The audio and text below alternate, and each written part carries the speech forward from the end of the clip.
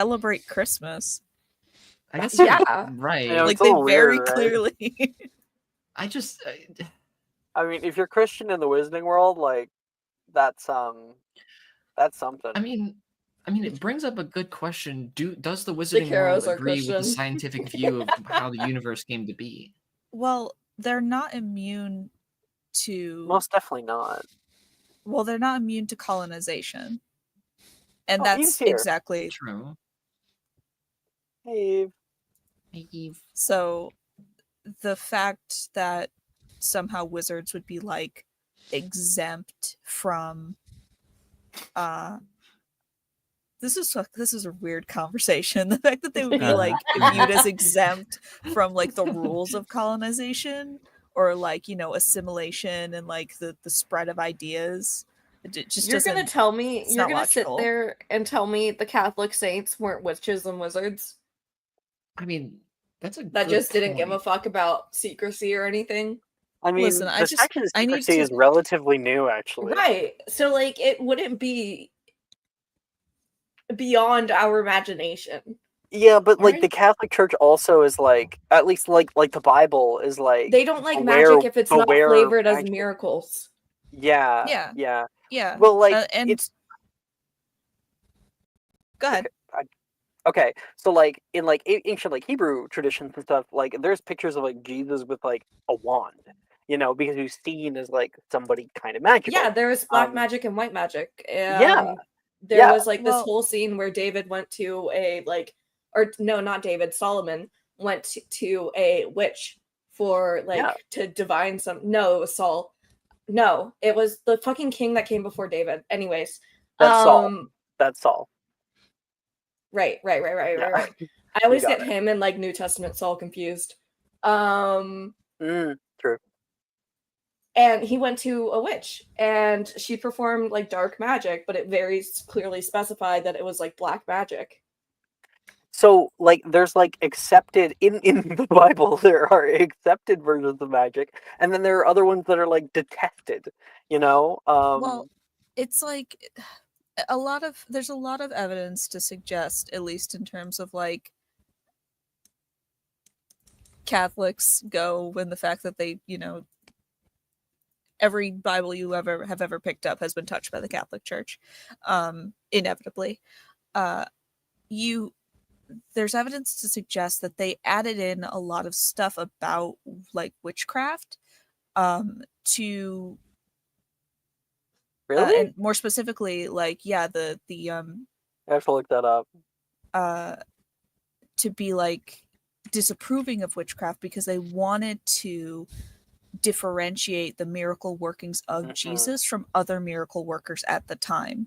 Yeah.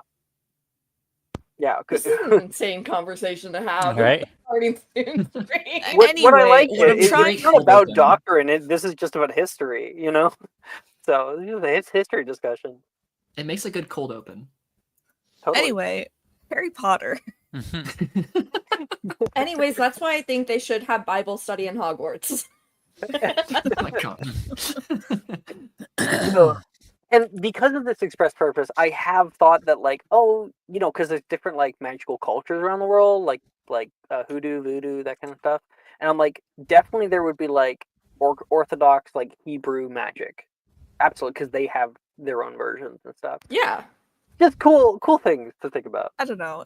Here's the thing. Like, as far as white and black magic goes, that is, like, the terminology and stuff. It does exist. Oh yeah, that was incredibly inaccurate terminology. Oh yeah, no, you're the good. Bible actually used. Want to be clear.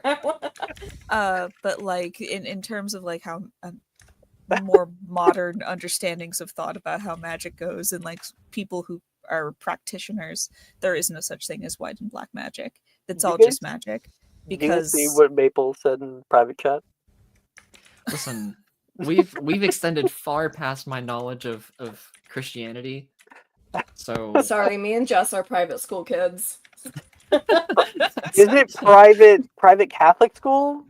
Not for me. Private. I was private Catholic school. Okay, I was Southern Baptist. Southern Baptist. But she has a hyperfixation when it comes to Catholicism. I have a special interest in Catholicism. I don't know how it happened. All right. Let's start. Good to do.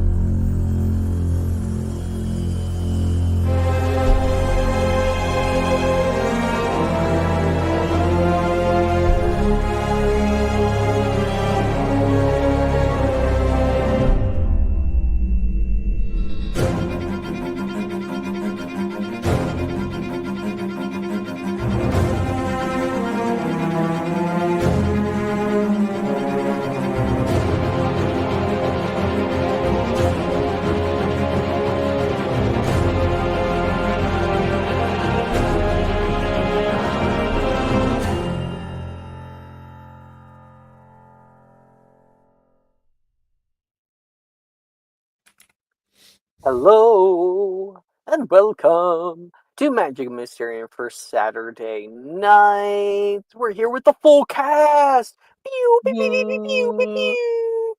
We had someone that wasn't here last session. Was that Cat? Was that who wasn't here? There was somebody who wasn't I sorted. think it was Mara. I wasn't here. It was you. Hold on, I think it was multiple people. Was there multiple? I think it was just Mara. I might No be one else is insane, but speaking I'm up. We're all checking right here. now. Hold on. Give me a second. Brooke's getting the receipts. Okay, it was last- just Mara. YouTube. She's got to scroll through it. I'm just delusional. Sorry. So we'll have to have a little flashback to that scene tonight. But anyway,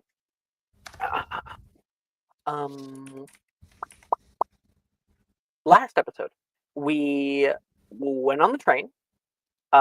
We got to show off some of our parentage, like the people who brought us here. Really great scenes for everybody. Loved those.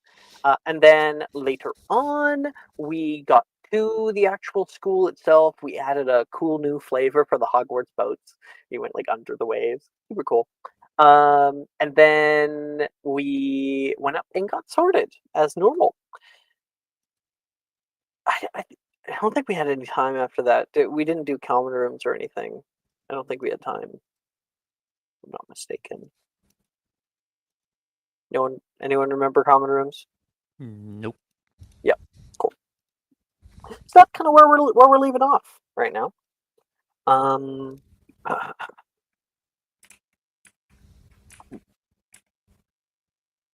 Tonight, the Great Hall of Hogwarts is alive with the hopeful chatter of first-year students. The tables still filled with their enticing array of buffet of different kinds of food. Air scented with the sweet aroma of everything you could ever want. Moonlight filters through the grand windows, casting a gentle glow over the faces of everybody, all the young witches and wizards eager to embark on this new journey together. Tomorrow will be our first day of classes. And as the awkward hellos and introductions start between people and everyone starts to get a feel for the people around them, Headmistress McGonagall takes the stand and says, "It has been a wonderful evening with you all. We will now be departing for our common rooms. First years will be granted passage by their heads of houses, followed by second years, third years, and so on. Thank you." She puts her hands out, and everyone gives a little clap, and the food begins to disappear, one after one after one. Each house is granted a different person to come up. And August, if I'm not mistaken, are you in Slytherin house? Nope. Nope. Ravenclaw.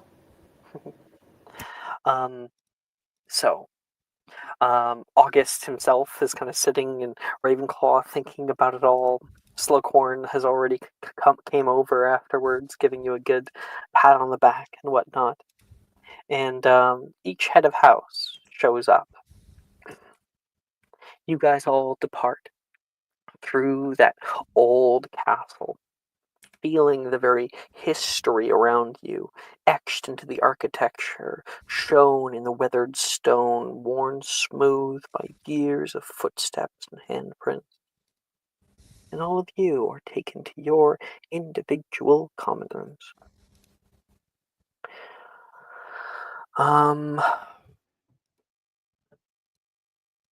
We got... To help me out, can everyone announce their house again? Morgan? Ravenclaw, right? Ravenclaw. Oh, Gryffindor. Gryffindor. Icarus is obviously Slytherin. That's crazy. That's profiling. Yep. Wow. House profiling now? That's great. Right? Genevieve? Hufflepuff. Hufflepuff. August is Ravenclaw, as stated. Tristan? Slytherin. Who could have guessed looking at your art? Kat? Ravenclaw. Rowena is Ravenclaw. And Sharon? Who do you think? Yeah, we all know. Mm-hmm. Okay. Who's tip-tap typing away? Oh, Kat, isn't it? Don't playing a video game? What's going on?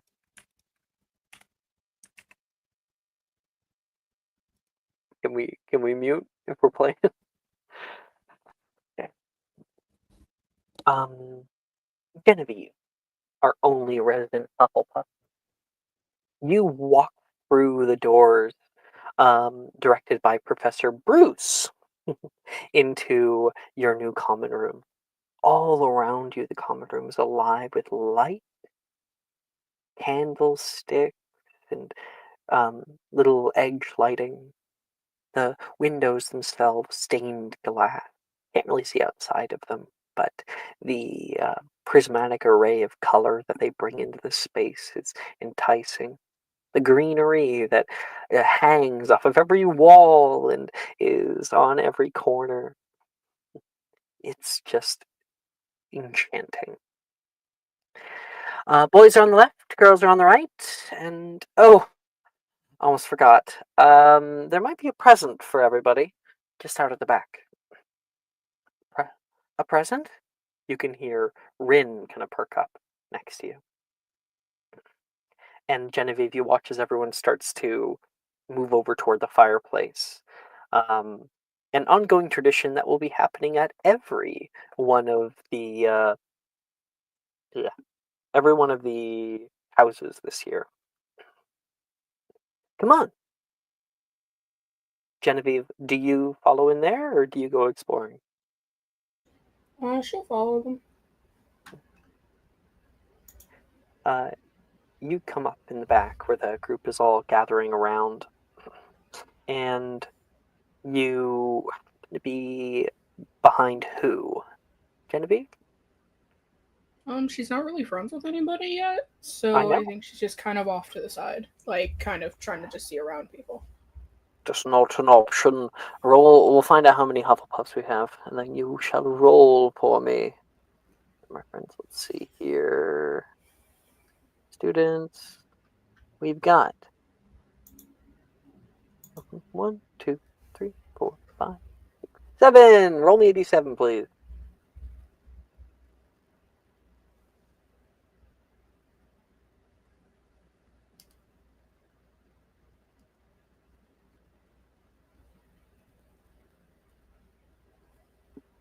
One. You're behind Macy right now. She's also trying to look over heads and stuff. Hey, let's not crowd, Morgan says. And then Macy kind of glances over her shoulder and sees you. Oh, sorry, am I in your way? You're fine. I'm just, I guess I'll kind of wait until everybody finishes. You're Genevieve, right? That would be me. It's kind of a cute name. I always wish I had a 3-syllable name. Maybe we can find one for you. Like Maysalina. That could work. Sorry, Here's a bit of a joke. A lot of the names I heard up there were so, well, odd or extravagant. Are all wizards like that? Just the old and slightly pretentious ones. I hope. Did you just. You don't seem pretentious. I'm not, but my family is. What's inside? You can hear Wilfred nearby call out, "Just a second, I'm trying to get the bow off. I don't want to rip it." And Macy turns back. You can see the bow be pulled off of this large box. And Juniper, like, just squatches down. And there's a letter. To the new generation from the old. Looks around. What the hell does that mean? I think it means the 7th years left us a little message, Delilah says back with a smile. And like, Rin looks down into the box.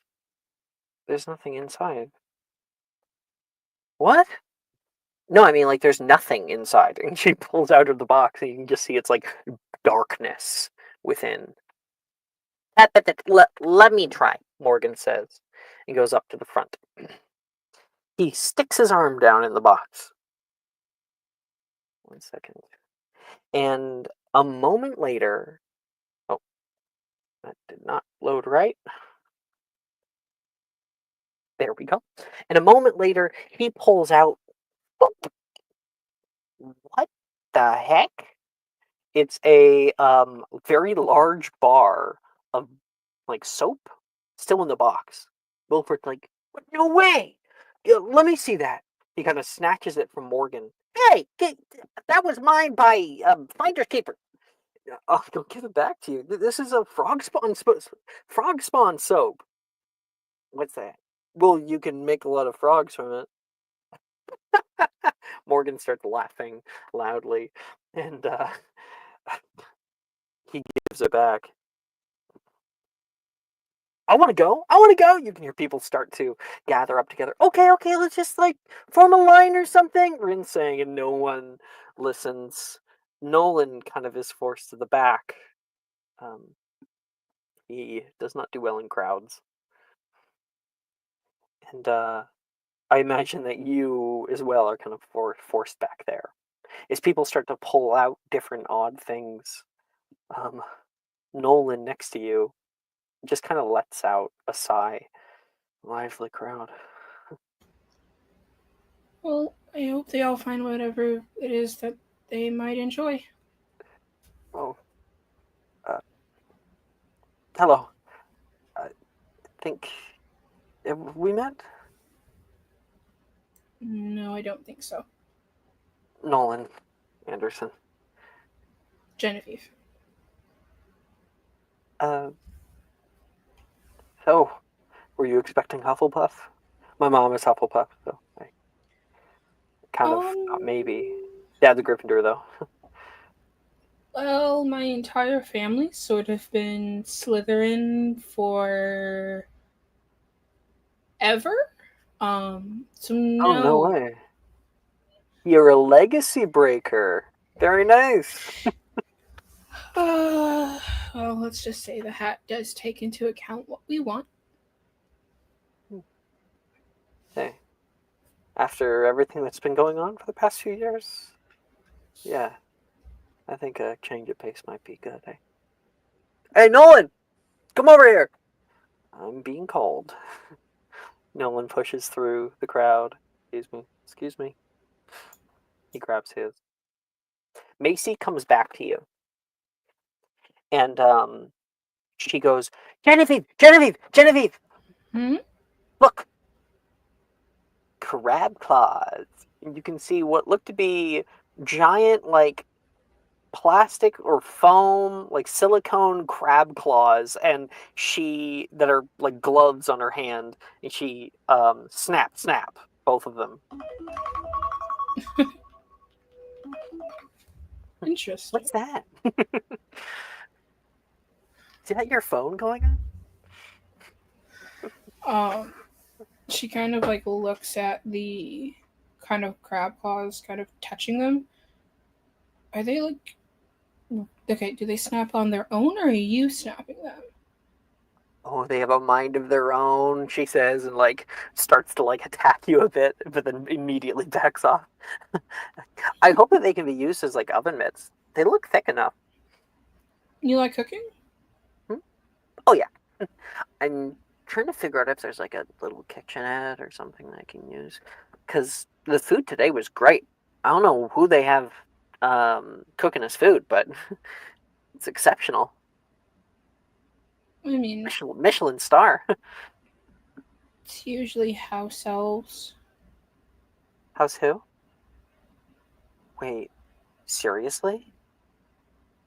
I mean, yeah, they tend to be used as It's the polite way to say this. Uh, staff members. Oh my gosh. I have to meet them. All my life I've always wanted to meet an elf. I don't think they're those kinds of elves. I don't think you know that. I'm not sure. Do you have any interest in Muggle studies, Genevieve? Probably not. I don't think you know what she's obviously alluding to. She runs off to see if she can find them. She's going to be very, very confused. Yeah, how about you? What was your name? Rin points out toward you. Back of the crowd. Genevieve? Well, Genevieve, come on over here. We all get one, I think. I guess I can reach inside. She'll reach down. Roll a d600.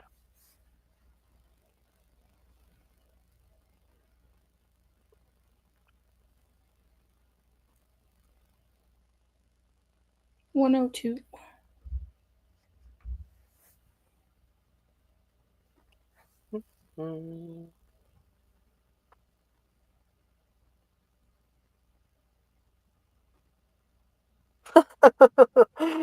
The Wand of Chirping Echo. So it's a small little like stick. And basically you can use it on a target or an area, and the area is filled with the sounds of cheerfully chirping birds that echo all around whenever somebody talks, but only when someone is talking.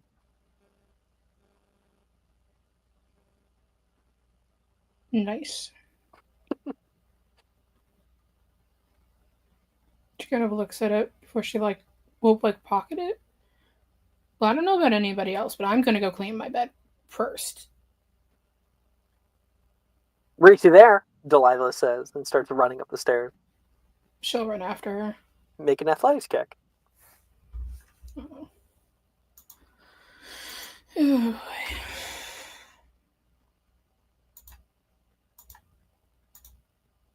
15. From down the stairs, you can hear Juniper be like, "Does anybody care if I steal a plant? I see you got money trees down here."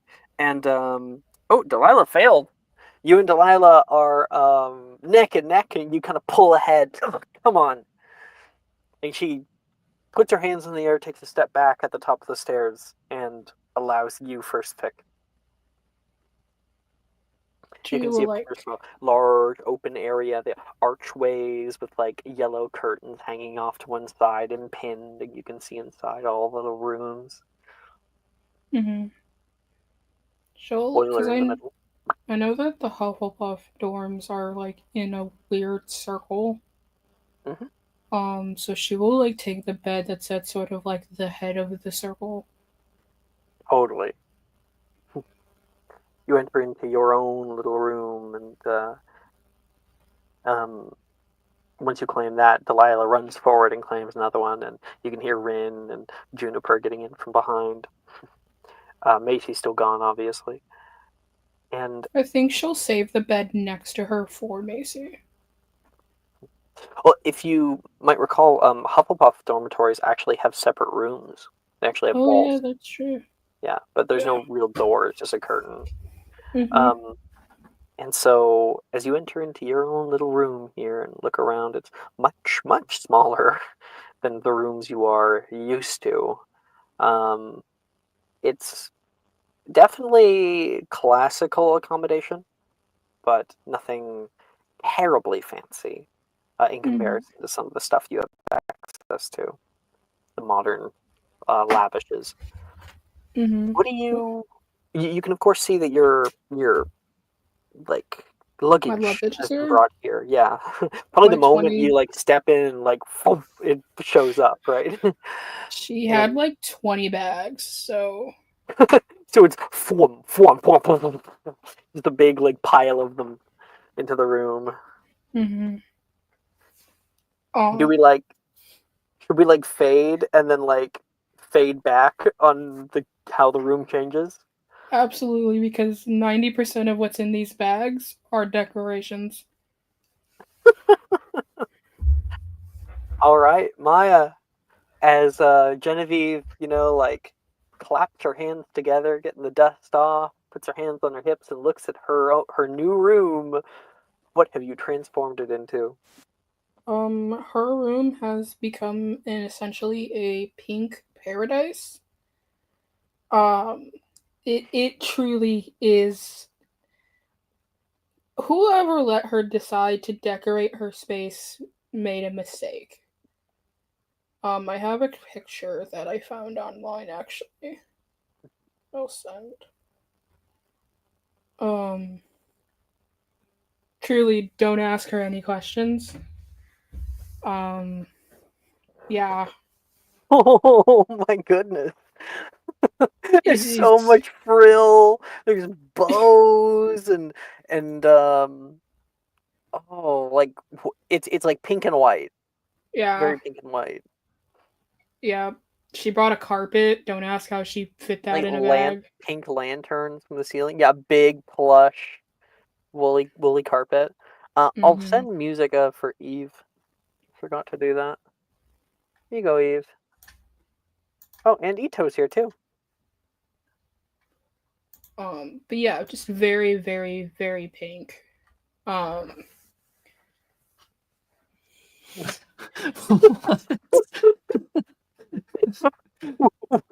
I don't know if it's true. Holy shit! Not yet, crowd, Ito. Goodness.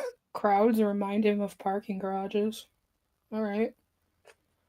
But yeah, lots and lots of pink, lots and lots of frills. There are also like an entire section of like the very few family photos she has, like on that sort of dresser area, and it's mainly photos of like her and Gemma. Aww. Yeah. I also like to think like on the her like dresser, it's probably really worn and like old, but it's like an old friendship bracelet. Um, that Gemma probably has the other half of. Oh. So yeah. Ugh. Disgusting. Thank you, Maya. Moving on. Our other student, who is the only one in their house, Bo. Are you here? Yeah, you called? Already in character, never breaking character. You know the drill. Oh, Up in the Gryffindor common room, very high up, lots of stairs. You find the Crimson accommodation. This like very warm, firelit common room, and people already are going through their own little box left by the upper years. I think like Nate, while they're going through it, says, "Wonder if there's anything left by like one of the Weasleys. Don't they have a young son?" Pretty sure the weasels haven't been in Hogwarts for like a whole generation, Logan says. What the hell is this? Oh, it's just your color, Sally says to Logan, who pulls out a small pink bead. Oh, it has like a little note. Oh, okay. Yeah, who wants a pink bead? Anybody? I don't think we're supposed to be giving those away, Sally says. Rolls his eyes and pockets the bead. Darcy notices you. Hey, I swear I've seen you around. Yeah. You were in Diagon Alley on the 17th. Yeah. Hi, I'm Darcy. Hi, I was there with like a kind of a school trip. Have you met Professor Milne? No. Oh, he's a bit of a buffoon. I'm Darcy. I've already said that. What's your name? Bo. Bo. Is it like Beauregard or? It's fine. Bo. Bo, of course, Bo. There's like the long silence between the two of you for a minute. Well, I'm gonna go get my present. Do you wanna check out? Were you even listening before when they were explaining? Or? They explained something. Yeah. Come here, and they kind of pull you along. Apparently, the graduating student left some things for us. Some kind of little favorite objects of their own. Guess it's something. I think we all get one, right? No, just us, not you two. Logan says back, and like Sam shoots him a look. Go ahead, grab something, Bo. Oh. I guess I'll Do you take guys know each other? Dude, they said his name at the sorting. He says back. Oh, hi again. Yeah. Did you guys meet in Yeah, I met the Peels. Yeah, you sure did. Yeah, we met at the Quidditch store. We got ice cream. It was a really good time. I believe you in actually I don't think I actually have to change that. I had to change that back to what she said. Because you met Sally, not Sam. No. I believe. I met all of them. They also, at least, we said hi. I only think I really talked to Sally. No, I only talked really to Sam? I talked to one that likes Quidditch. Oh, okay. So you did meet Sam. Okay, cool. Anyway. Sam like goes up and snatches the box out of Nate's hands. Hey! And walks it straight over toward you. Here. Grab something. Oh. They said there's a jinx if you try to grab two things, so careful. I'll treasure with my life, I guess. I'll just open. It just like opens the box nonchalantly. Roll a d600. A full Nimbus 2000. That'd be insane, wouldn't it? I know, right? 1d600. 129. I feel like I know what this is. How would you know? The 600. Is it because I feel like it's a feather that changes my weight. I don't know, maybe 125, is that what you said? 29. 129. Oh my gosh. Yes, it is. Do I know everything? Apparently. It's a feather that changes my weight. I cannot believe that you memorized that. Yes, no, it is. I rolled a 1d600 in Borgin and Burks and got the same number, so I knew what it was already. I get two now. Actually, here's the thing. Because in Borgin and Burks, you get the cursed version. This is the non-cursed version. So all this is when worn, the amulet turns into a feather. And oh wait, oh that's funny. But I'll change it to a useful thing. So basically, yeah, you have feather fall whenever you're wearing this. Oh, The cool. crazy fall. And like the proper feather fall. You know how like Arresto Momentum it like stops you like right at the end, right? Oh, Yours yeah? you actually fall slowly. You Oh, could like cool. do like a Mary Poppins if you wanted to, I'm gonna go jump off the astronomy tower now. holding an umbrella and just like do a little run. So I have the curse version that we switch weights, but I Mhm. have to be holding it. And Oh I have my the gosh! uncursed version, Wait. Oh yeah. which now just gives me featherfall. You know, if you put the cursed version into a bag of holding and held it there, and then you'd be weightless, and then you also have the feather fall. If you like jump off a tower, you'll just like kind of glide like a balloon that's slowly descending. Oh yeah, I just turned to zero gravity. That's Yeah, practically. all right. Well, my knowledge is vast.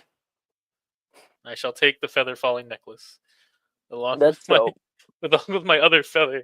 I think there would be like a note from the graduating like Gryffindor like Quidditch team captain, and probably for that purpose Mm, to not get killed. not to die while playing Quidditch. So Cool. everybody gets their fill of different objects and things from the older years, and walking up the stairs, Darcy heads up one of them. Logan says, "Oh, that's the boys." Oh, sorry. Darcy Does heads up it the girls. does it matter where we sleep?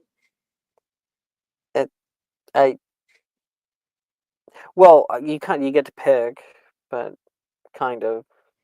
I mean, the girls will only allow up a certain kind, so yeah. Luckily, that means we finally have some time away from you, Log. His sisters start heading up. We're gonna head in. It's been really nice meeting everybody. Yeah, totally. Nate says back. Sadie has been quiet for the majority of the time here. I'm gonna head up. It's been a good night with everybody. Class is tomorrow, but don't sleep in. She heads up. Nate and Logan say, "You guys ready to see our mansion?" I seriously doubt it's a mansion. Nate says. It don't make sense for a mansion to be up in the tower. I feel like it'd be very unbalanced. Last one there's a little rotten egg. Logan goes up. I, You're childish. Nate says and goes up after him. This is gonna be a track. I guess I'll Bo, follow. you enter in, of course, to the very cozy, very small, circular Gryffindor common room. The same kind of one that we saw in the movies, but only 3 beds arrayed in a triangular position from each other. Windows on each side, and little places to put trophies and accoutrements. And of course, at the end of the bed, you can see there is the trunks for you. Your trunk is at one of the beds. Oh, they already brought our stuff up, Logan says, and starts to plop down into his bed. Nate looks back at you. Hey, see you in the morning, okay, Bo? Okay. He smiles and heads to bed. Bo, you look at your tiny little area. There's something dissatisfying about here, like a place that is supposed to have life and soul is void of it. There's a moment. And then the idea comes to you. A simple thing. What do you do to make your space just for you? Hmm. I think he put down his home blanket that he has, which is like a big red plaid blanket. Pretty good they got sorted in Gryffindor, otherwise his red blanket would have probably been I off literally have a red plaid blanket, and it has like fleece on the inside. It's super, super warm. Is that the one Yeah. you're talking about? Yeah. Mm-hmm. That one. Endorsed. And then he'd probably put a dream charm, a dream catcher, like at the head of his bed. Yeah. It's a handmade dream catcher from some of his friends back home. It's like kind of like oddly made. Like the web isn't a perfect web. It's like a spiral almost. Yeah, it works though. Oh. And then he just has all his muggle stuff. Imagine his bed's more towards a window, so he's like tries to angle out his like radio to like maybe it works. It doesn't. You lay back, staring up at your little arm catching in the moonlight.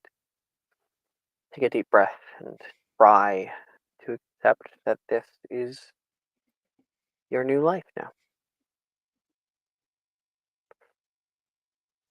Ravenclaws! We've got 2 of them.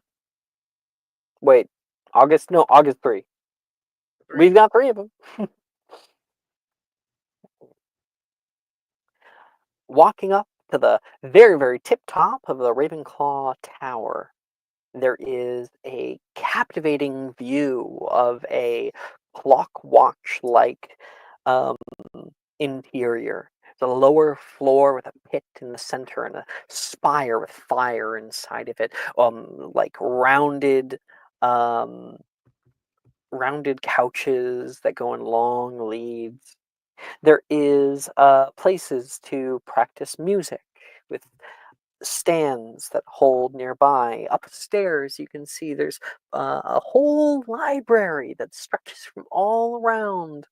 There's still some vestiges of like a big board that students place different reminders and things on from your prefects. And there's statues and art pieces that are hanged from above or are literally muraled onto the surfaces of these places. Lavish blue azure carpeting, and everybody is just aghast with it all. Oh my gosh. Big smile comes from Janet. Oh, this is a nice place. I was worried it'd be cold, Billy says.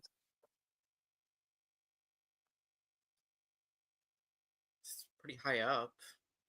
Being cold would make sense. Wait, how high up are we? Brett looks around. Saoirse says, "Oh, well, probably on one of the highest towers in all of Hogwarts School. I think it is properly the highest tower. So, I don't know, probably give or take 200, 300 feet in the air. Amazing, isn't it?" Brett starts to have a small panic attack. The hollowness of azure, the prison of knowledge. This does not help with Brett's panic attack. I'm sure it's fine. I mean, it's been up here for... I don't know how old this school is. Really old. So it hasn't fallen over yet, so I don't think you have to worry about that. Wait, that window's open! That window was just left open!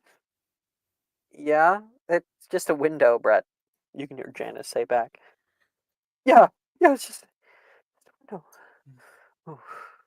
Oh. I'm gonna head up. Oh, Don't one worry, final Brett. thing before you go. There should be a little Hogwarts special tradition waiting for you. I believe they normally place it in the library. Upstairs. He taps his nose. Have a good night, everyone. And Flitwick leaves from the doorway. Morgan? Do not worry, Brett James. Anyone who would fall from this height would die immediately upon impact. You would feel no pain. All right. Thank you. What was your name? Morgan. Yeah. Okay, that tracks. He's going to go upstairs. August, I haven't heard anything from you. He's just kind of quietly walking behind everyone, just taking it all in. It's a weird group, and he's just kind of adapting to it. He's like keeping a small journal though, with like all of the random shit that Morgan says for no reason. Wait, really? That's hilarious. Down everything. She's got, like, I really notepad, hope and you're he's actually down. doing that. He is. Like out of character. That'd be great. September 3rd, Listen, 10 o'clock at night. Azure Hall's Rooms of Knowledge lives in my spirit now. I don't know. What? What did you say? Azure Wall's Hall of Knowledge lives in my spirit now. I don't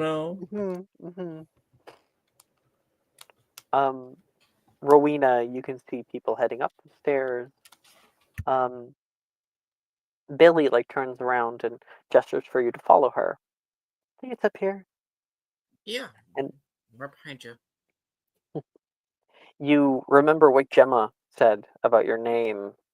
Apparently, Rowena is the same name as the witch who founded this whole house.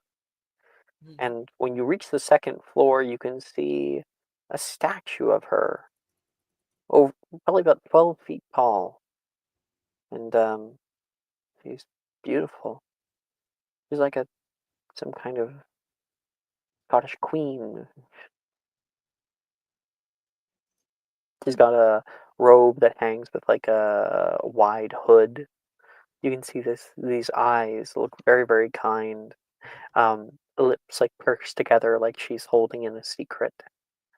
And she holds at her, down by her waist, a old tome that's been etched into the stone with her.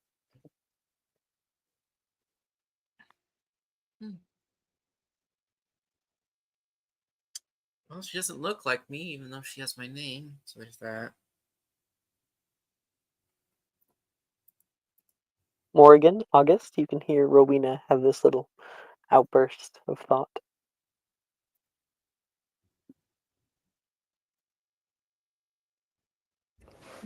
You're expecting her to look at you. Not expecting. descendant. Just, I have no idea. Maybe. I have her first name. That's what I mean.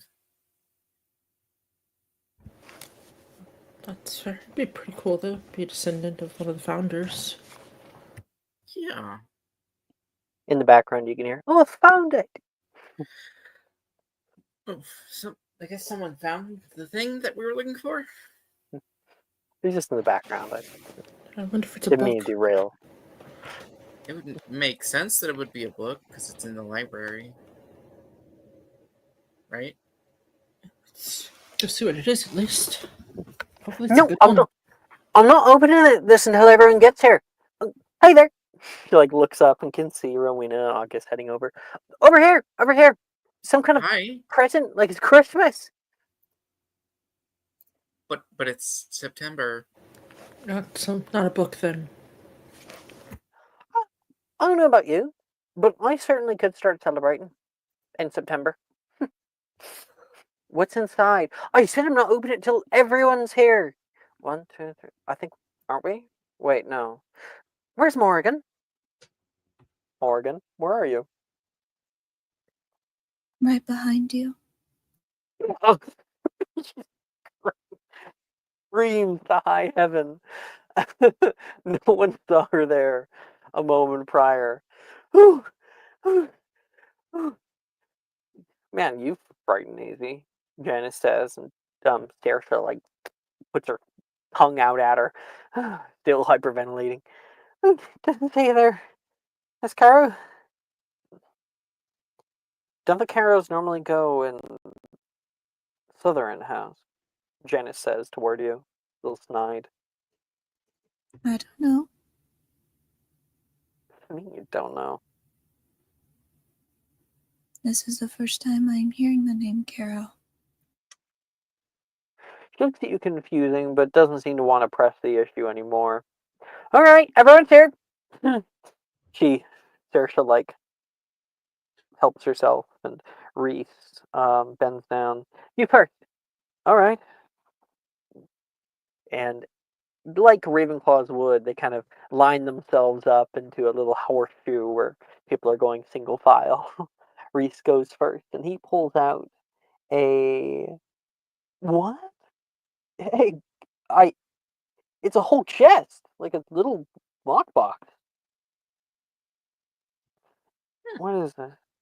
Chest of lesson storage. Man, I'd love to have less storage. You know what I mean? And he opens up the front, and then his face just like freezes, with like the smile, but like there's no liveliness or no happiness behind it. It's just shock. What is it? He turns the box toward you, and you can see there's a note on the inside that says "haha," and the box itself has less storage space than an average box its size.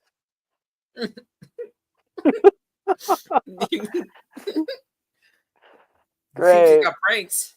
Yeah. You're like size. Like, I think like Sarah should be like, oh, that is probably somebody's miscast. Someone like miscast capacious extremist did the opposite. Capacious diminuous. People start to one by one gather their own little things. Notes from the 7th years are left in your wake, giving little bits of advice and what they would have wanted to know at first year. So lots of motivational content, or some people might get some, jokester, or somebody who's like a really big studier, and so that advice is specifically given. Each of you may roll me 1d600 as you go up.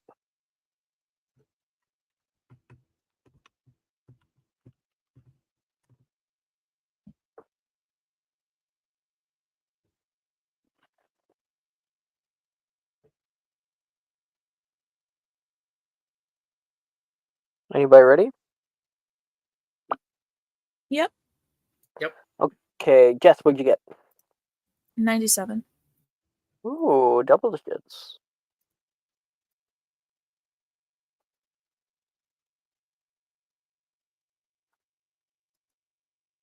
Oh my gosh. That's crazy. Okay, so you are given a mask, which can be designed however you'd like, personally, Jess. But what it is there are no eye holes to the mask.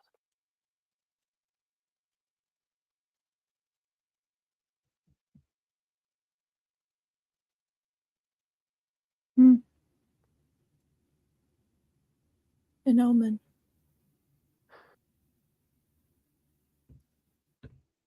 She's gonna put it on. When you do, darkness, throughout a moment, and then there's a flicker, and through mist, a new image forms, and you are able to see a bird's eye view similar to an orbital satellite's view of your current location. So you're able to see like 500 kilometers all around Hogwarts right now. That's fucking wild. That's kind of crazy. Now you can't zoom it in, so it's like everything's like really small, but yeah. Enhance. Yeah.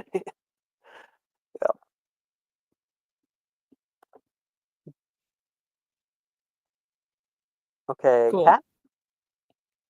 I got 236. I mean, you can see weather when it comes. 236. It's a cloudy day, and all you see is cloud, nothing else. 236, 236. 236, yes, yes, yes? Mm-hmm. Okay. Okay. You gain a ring which can make you sound like you're speaking in a different accent. Hmm.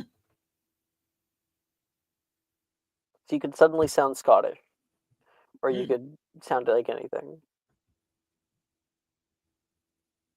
That's fun. It's just whatever comes out of your mouth just is properly. You're like Irish suddenly. Hmm. Mara, 64. another double big hit. No way. Oh, you got something really cool, August. You. There's so few like actually like super cool things in this. This is super cool to get at first level right now. Now it offers no mechanical benefit, but you pull out of the box something kind of larger. You can hold it in both your hands. It's like wrapped up in its own wrapping. You are able to like pull the bow off, and there's a little note, and it says,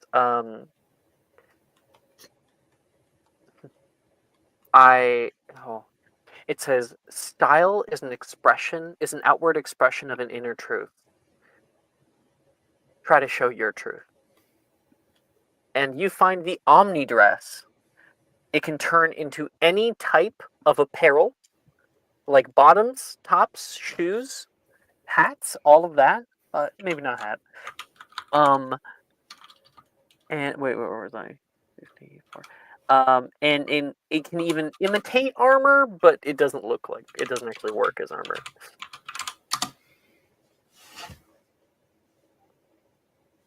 Nice. He's immediately gonna throw it on. And it's just gonna turn into this. I set the photo in the chat. Inspiration. I'll show Evanito.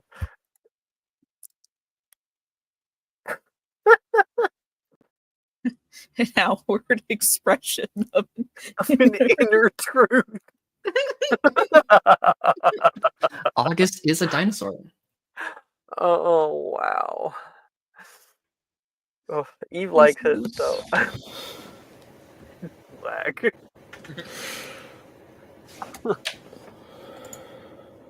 Oh my gosh. Jenna says, looking at that.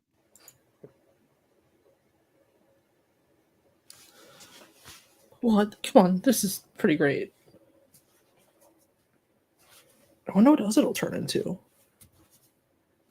I don't know. I'm gonna see if I can wear it to class tomorrow. Whoa. Wait.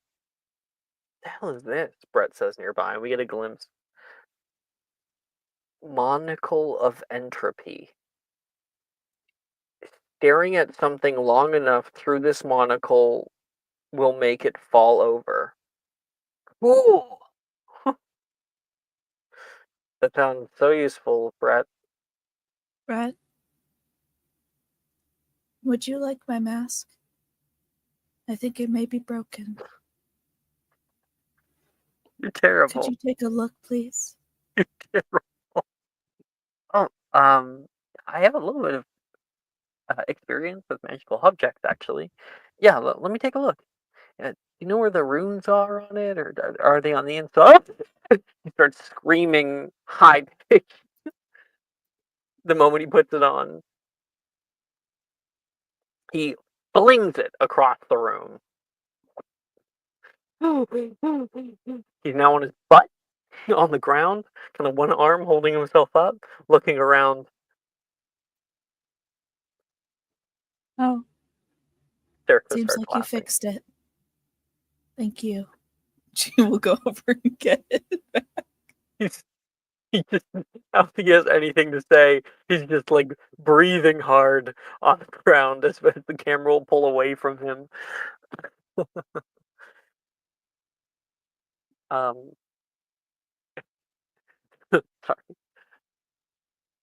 Up the stairs, as the night gets older, the moon rooms, crescent moon, are set up. Beds all on one side, little places that you find that have desks. You can put anything down there. There is your own tiny little bookcase for your books. You're able to tier on top of each other.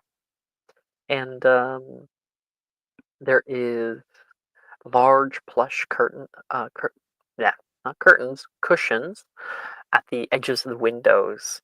Look like you could even get up in there yourself, nice and cozy. There is tall windows, bring with it the light from the night sky outside. You can see very clearly the stars, and they're long, but also wide. Still sort of a gothic-esque look, but somewhat much more inviting than creepy. There's even little designs and things that are etched, the memories of who once had this room prior to you. And everyone finds their own bed. I'm going to call upon a random one of you, and you guys are going to tell me how that scene goes down with you in your bedroom. Maybe also which bed you pick, right? Cat, you first. Okay. Show us the scene. Yeah, I think she's just gonna do eeny, meeny, miny, mo, because she doesn't really have any strong opinions on where she'd go, and then ends up going to the... I like to think you're in the middle of eeny, meeny, miny, mo, and then, like, everybody has picked their bed, and so you're like, oh. By the time you're done. Yes. Yeah, so she ends up somewhere on the left side. Cool. And she starts to unpack her things, which isn't a lot. It's just clothes and a little succulent that she has that she puts on her desk. Something that was easy to keep and didn't have to be watered over the trip over the ocean. Mm-hmm.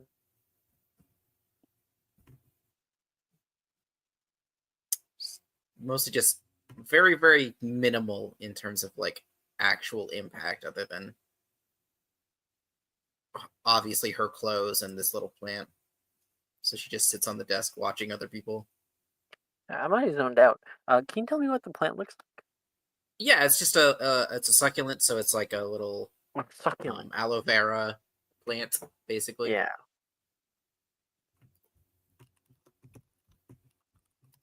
Oh, sorry.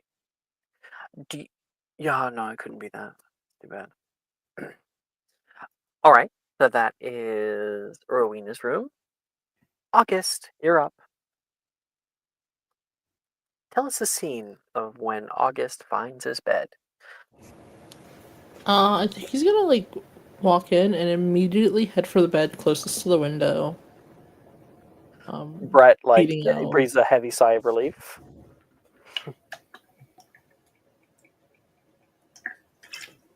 What else, man? Yeah, and he's just gonna kind of take in the rest of the room because there's not a ton of them. I think it's just Brett Reese. It's just Brett and Reese. Brett and Reese and you. Yep. It's just Brett and Reese. He's just gonna start unpacking his bags and like he's pulling out all types of like fucking skateboards and random shit. He's got like half a phone. It's in pieces. It's in like he broke upon impact. No, it just like pulled apart. Oh, like the batteries off in the back. Yeah, like he's just been taking like Muggle things apart that he's taken from Milne's office. Oh yeah. Oh cool. Cool. All right. You got your little workshop. And back to the girls' dorm, Morrigan.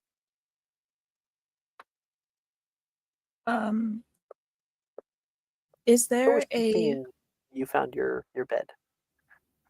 Is there a window that's like facing the the forest? Oh, there absolutely would be. Yes. All right, she will find the bed closest to that one. And from there, she I think she starts taking stuff out of her bag, and she starts tying little it almost looked like reeds or wooden sticks that have been tied together, and she's tying them around her bed. Blair Witching? Are you Blair Witching right now? Okay. And then she goes through her bag again, and then she pulls out a letter opener that she has. It's an old letter opener, and then she starts scratching sigils into the bedpost. Gosh. Inspiration, Jess. Holy shit. That's something.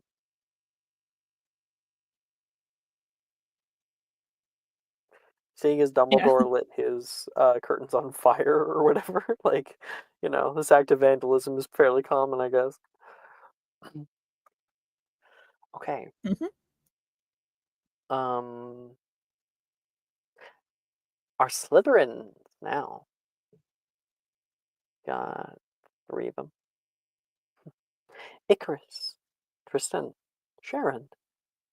Tonight, when your feast all ends, you're brought down to the dungeon. Deep down along that long, snaking path. You can see it's like a labyrinth down here, or would be, because you don't know exactly your direction yet. Inside of the Slytherin common room, walking through the archway, you can hear some oh, yeah! Ernicia's really into what's around her. Taylor, of course, is a little bit quiet, but even Gemma is getting happy with it. Oh my gosh, it's just like they described. Maybe better. Of course, you got the long windows that go up quite high. They show you the depths of the Black Lake. There is floating orbs around that glow the calm light, and when you get closer, they change from this um, subtle green to a almost orangish hue, as if there's a flickering candlestick that comes near to you.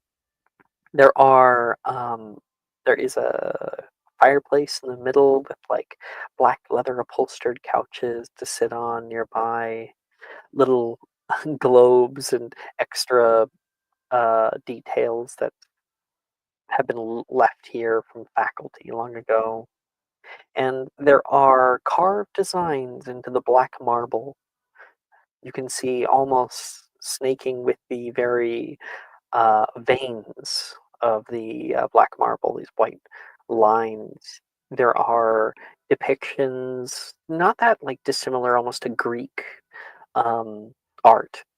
People locked in different situations and adventures.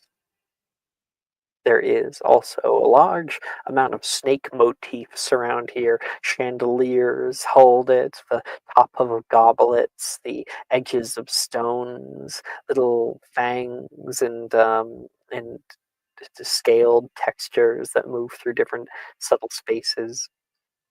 And down hallways, you can see windows above that allow painted light to come through the darkness of the waters. You definitely get used to living here. And I think that's exactly what Anicia says when she turns around toward you. You definitely get used to living here, eh? Definitely feels familiar. Wow. Levi looks all around. This is ours? Yeah. Gemma says back.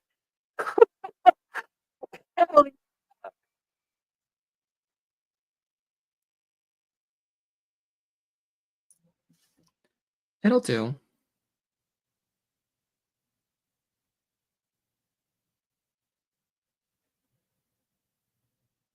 think nearby, Taylor says, "My thoughts exactly." Walks past you into the main common room. I could deal with a few less snakes, but I suppose there's not much that can be done about that. The snakes are a symbol of wisdom and knowledge. I thought that was the eagle. Snakes historically have been a symbol of wisdom and knowledge. Yes, Just but because look at how many snakes because are in Rowena here. enjoys a few books, she has a whole trademark on the concept. Come on. I mean, did they have to put a snake on every carpet in the room? That one's eating a badger. Wonder what that means. I actually like that one the most, probably. Taylor looks at you like, I think I understand something new about you. Walks past. Sharon, haven't heard anything from you yet. So Sikrin did say BRB, but that was also 20 minutes ago, so I don't know That was a if while ago. you're back. Circle's in the middle of a Helldivers run. Okay, Brooke. Hmm? How are you reacting seeing the Southern Common Room? I think Icarus spent like a good second maybe looking over the room and then finding the nearest set of stairs and setting his jaw and going towards it because he's kind of pissed off right now. Yeah, totally. And I think Levi would look around. It's like, oh, I wanted to go kind of as like a little group, but you and me, eh, Tristan? And Levi pushes forward and kind of like gives you like a little bump on your belly. Sure. Friendly. You can hear nearby Ernesia be like, hey guys, come look at this. Levi saunters over. It's it says it's artifacts given from long ago. Oh my god. Wait, Ernesia. That might be a bit of a prank from the older years. I'd be careful. Watch out if it's jinxed. I don't know how to check if something's jinxed or not. What's a jinx? Levi says.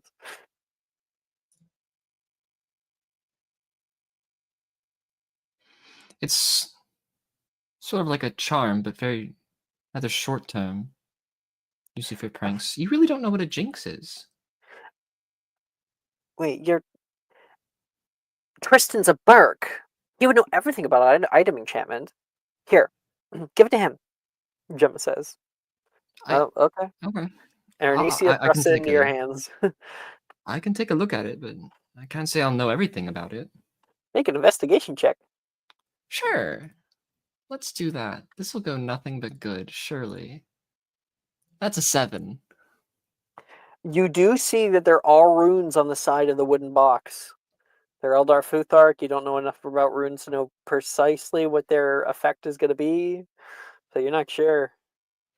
Well, there are runes on it, so it is enchanted, but, I mean, they wouldn't do anything to seriously harm us on our first day. No. Right? Just a finger or two, probably, Taylor says. Everybody looks horrified, and then Taylor's like, that was a joke. Anyways, and Tristan will open the box. Just No, Tristan, I thought you casually. said he was magical. And like, Yeah, the Gemma magic freaks never scared out. me. You're able to easily just pop your hand inside. Everyone, like, I think Ernesia, like, grabs on to Sharon nearby, just, like, cowering a bit. And, you roll a d600 for what you pull out. Okie dokie. Pull out. All right. Why are you 13? 347. 347. 347. 347.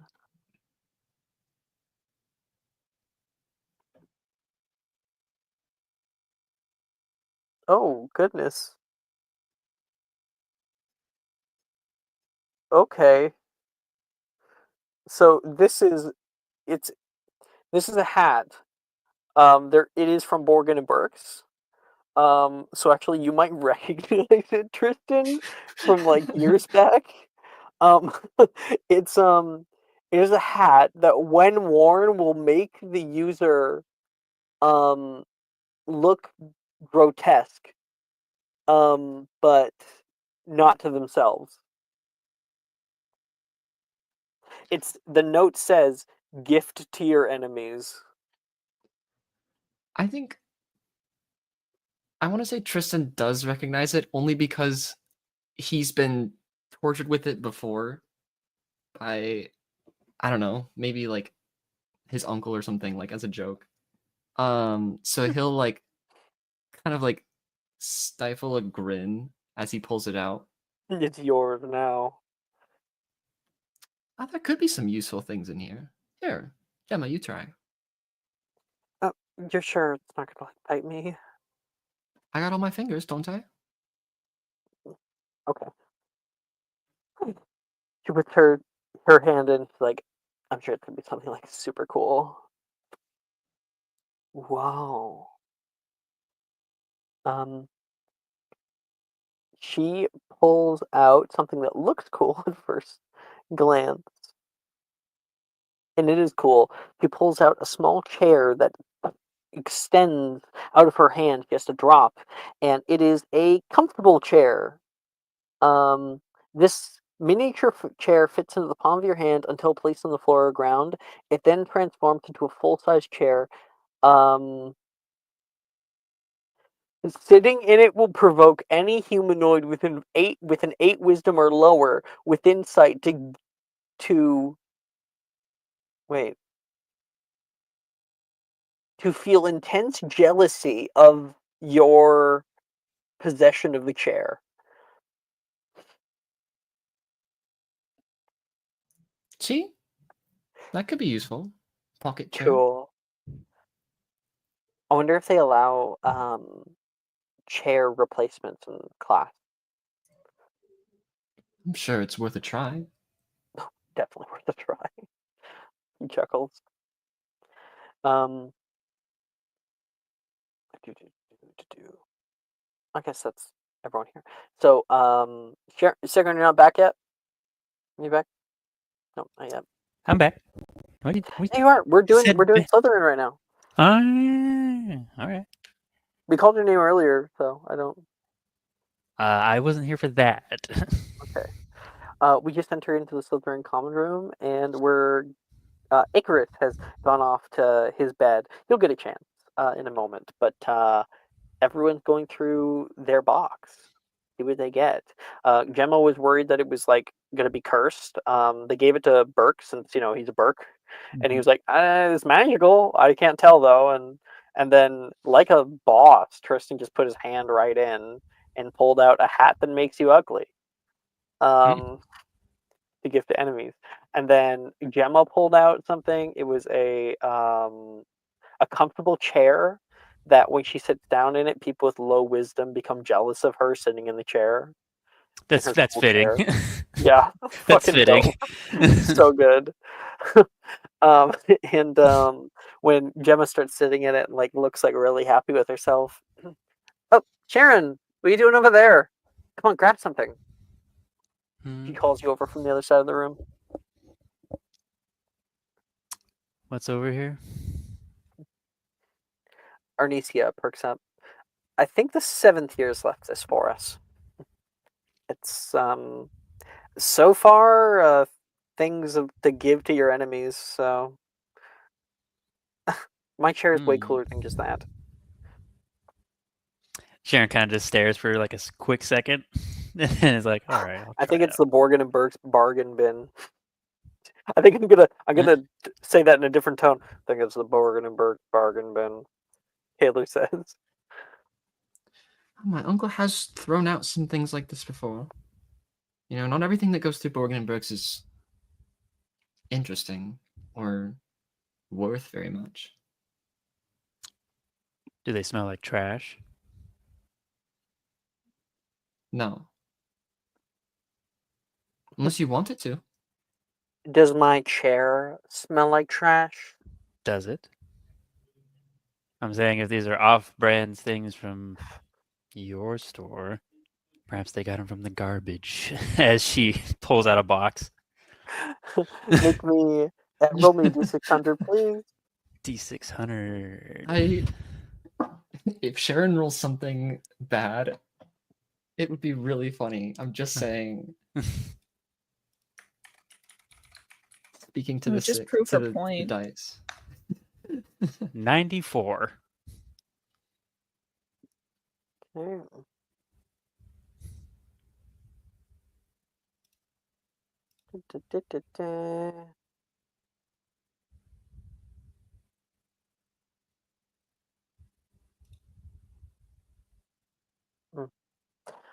You are able to find inside a very nice looking like necklace. It is a chain, like sterling silver, and it is of a reticulated snake. Oh. I know, right? Okay. Rather on theme. Yeah. Yeah. Right. Very on brand. As you put your hand and like pull it out of the box and you admire it, it's draped over your hand, and then you watch as it changes in your very hand to turn into Icarus. Your snake's white, right? Brooke's not here. Oh, I think Bowie is white. pretty sure he's white. Yes. You get a Yes. snake of the opposite color of what Brooks is. Okay.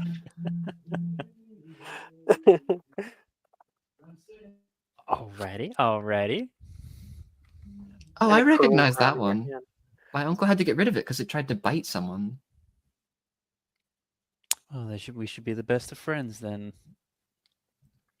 Sharon, if you like place it onto your neck, it'll curl around your neck and then turn into said necklace chain. Ooh, okay. Or you can drape it other places, like you could use it like a pocket watch holder, or you could use it like the wallet like chain, or like the robe like in between tassel, right? You can put it anywhere, but basically it's a wearable piece of it's a wearable pet. Hell yeah. Convenient. Extremely convenient. Fucking crazy that Slytherin rolled that, but you know what I mean. I saw it. I was like, "Wow, this is fate." This is great. It's perfect. We are going to pull away from this scene for a minute, and we're gonna follow Icarus. Icarus. Wait, is Brooke here? Brooke back. Brooke. Brookback Mountain. Oh my gosh! If she was here to hear me, Brookback Mountain. Brookback She would Mountain. tear me a new one. Okay. All right. I will say, Mhm. one, she did say BRB to get a band-aid, and that was 3 minutes ago. Oh, But so she should be two, back any I'm minute. almost positive her headphones are wireless, so she probably can hear what you're saying about her. No. She just needs to get back to her computer so she can yell at you. Oh. I'm sure it's fine. I don't know. Maybe She's her gonna come headphones back aren't and then she's gonna be wireless. like, "What's going on?" Because she just took them off or something. Yeah. You can give her like a couple. Well, either way, I'll allow the scene to continue with. Oh no, we can still Oh, she's show back. Sharon actually. What, Brooke? She's back. I had to get a band-aid, sorry. She didn't hear it. What? Nothing. It's all good. Please tell me, or else I'm gonna be You're gonna pissed have- off. You're gonna be pissed off the whole time. We thought that you had wireless headphones on, so you might have been hearing us or something. Because No, I was had to pulling up start for you. taking them off to go to another room because they kept fucking disconnecting whenever I Oh, I went to another hate room. that. I hate Right? Yeah, that's a sensory nightmare too when they do that. When they're starting to cut out too. Mhm. Anyway, we called out Brookback Mountain. There's Maple who said that. We were calling for you. Word. Yeah. Anyway, yeah, I wanted to show what Icarus has been doing. So, Icarus, he kind of you walk down the long hallway until you can see the first year stairs coiling up them. You enter into this semicircular room, like little. Actually, you know what? I'm gonna make it like more like a parallelogram, or no. The correct shape is a rhombus. Every room has like a different shape. It's like a circle or like a half moon. I think this one should be like a rhombus. It's sort of like Why these. can't it be a triangle? How would you do a triangular? Triangles door? are architecturally impractical for room shapes. Yeah. What do you mean they're Anything else can be architecturally? Okay, here. I will I one up said you. for room This is a shapes. magical Pentagonal. world. You walk into the pentagonal room. Pentagon, That perfect. houses your. Oh my god, they hit the Pentagon? Wow. Okay. Maybe, you know what? Fuck Brooks. Icarus is Anyway. flying too close to the sun. Wait, he's going towards the sun. Turn on the TV, any channel. Oh god. So, Brooke, you take us through, like, along with you as you enter alone into your new dormitory. What you notice, what you think, and what you end up stopping on, and how you decorate it. I think Icarus kind of stormed off, right? So he's walking very quickly, and he kind of slams the door open and flinches at that a bit because he didn't really mean to, but he was already going fast and he couldn't stop himself.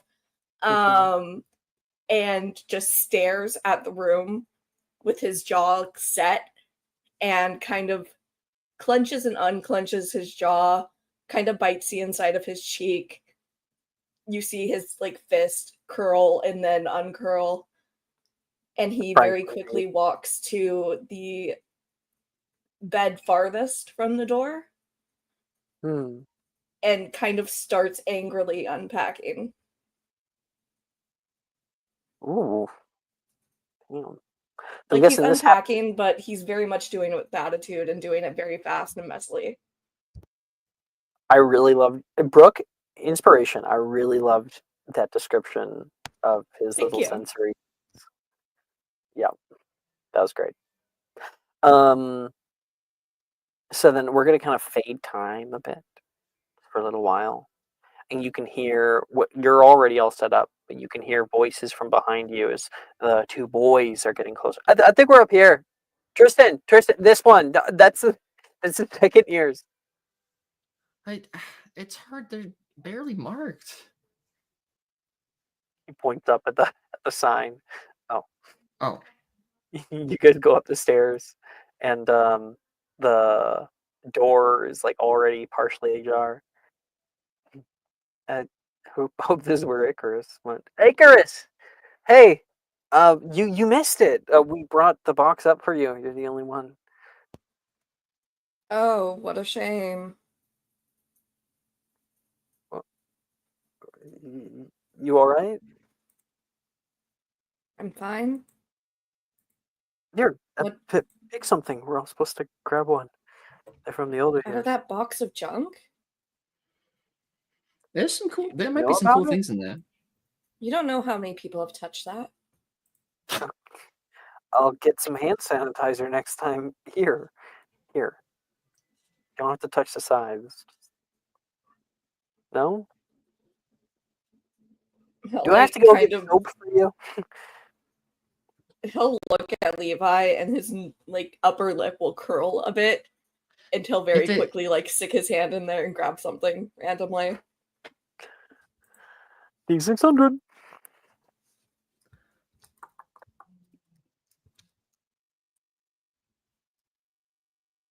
366. 366. I went too far.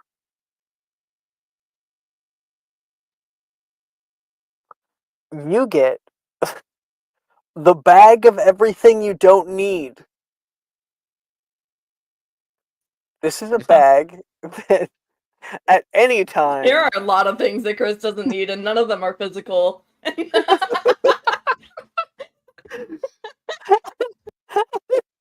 any time, something you may pull an object from the box that has no bearing on what you need in that moment.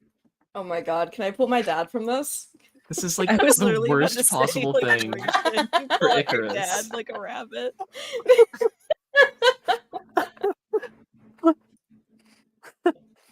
Unless, of course, your need is to confuse someone because you pull out a banana from the bag. He's gonna like pull out this like fountain pen, and I'm gonna message something in Alex. Okay, yeah.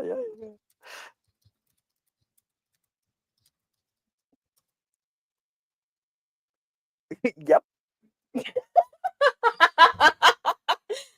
He's going to like sneer at it and kind of toss it to the side and mumble under his breath, but Levi and Tristan can very much hear it. Mudblood trash. And he'll like toss the bag to the side. Ooh. And obviously, like, Levi has no idea what that means.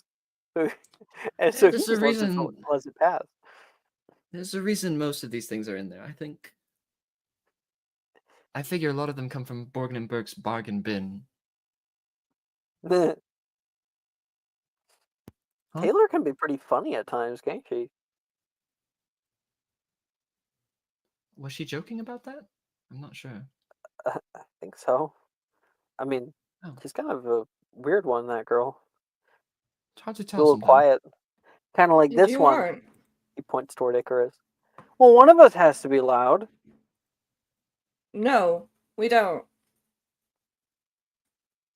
Just wait until I start blasting my K-pop. I'm gonna ignore I what you almost just said cursed. for a second, because I just wanted to let you know. My father said that sometimes the best way to get what you want is to not stand out, to be just a blur in the crowd. I don't know who your father is, but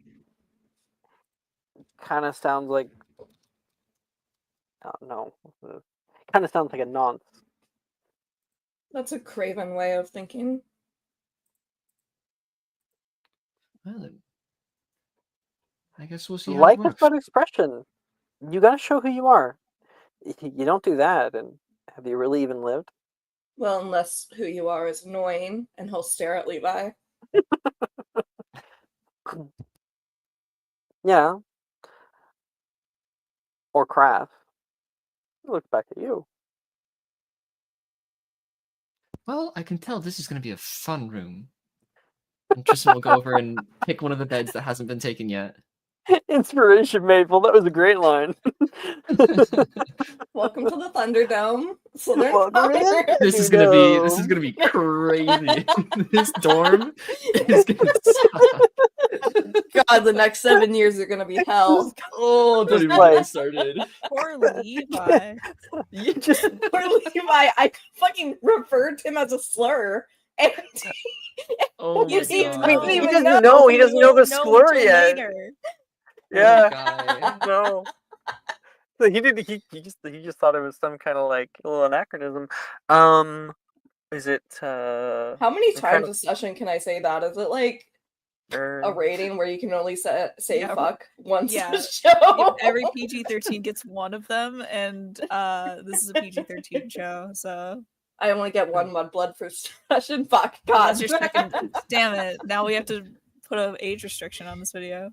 We have to go back and post and bleep it. I'm just like Like, imagine when later on, like in some morning, Icarus waking up to this music and sending it in music, Oh no. just like blaring on some kind of boombox. Icarus like grabbing the pillow and desperately trying to still sleep. Icarus and Levi were always meant to be mortal enemies. Wait, why is there like a big? Okay, you have to go like a minute into the video there's to an actually get the intro. proper music. He's like dancing in Grammarly the morning. accurate. Hold on. Where did you post this? Oh, in music. Music, Crazy. yeah. This will be a crazy group. Holy. No, it's this. Oh, thank you. Okay, I'll send. No, it's a completely I'll- different thing. It's like I don't know enough about K-pop, so here's a This new is one. the worst. It's, You sending EXO is absolutely disgusting of you. Okay, I'm Good. listening now. What like is cringy. this? Is this cringy?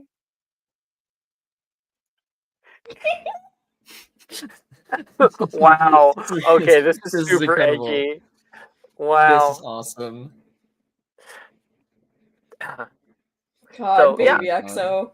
That's gonna be the hell that's going on in the Southern Common Room. I feel like Tristan is the man in the middle here. Yeah.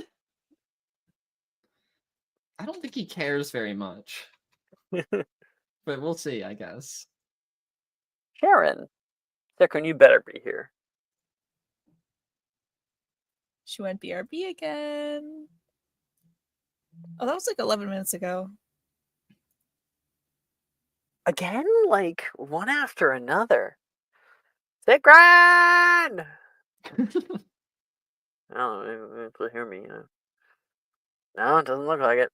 All right, well, Sharon doesn't get to decorate. Oh, and we didn't get either of your guys' descriptions of what you guys would decorate. So, Icarus, because yours was put up first, why don't you describe what Tristan would end up glancing over and seeing from your area? That is such a great question. I don't know why, but I cannot comprehend Icarus decorating with that much. It So could be a I think poster. It could be a thing to hold your keys. It could be yeah, bag, I think clothing, he has like like. a signed Quidditch poster that Apollonia got him for his birthday one year. Like not too big, like a little. Yeah, it's not too big and it's like aesthetically pleasing. It's like a hand illustrated one, like with Yeah. the same kind of art that's like the oh, who's the girl from like World War II that was like strong? Rosie the Forget Riveter? about me. Yes, that is actually what I'm talking about. Just like Yeah. a pleasing old style. It's like if you look at it at first glance, you would think maybe it's like a diagram or something, or like a Yeah. rectangle.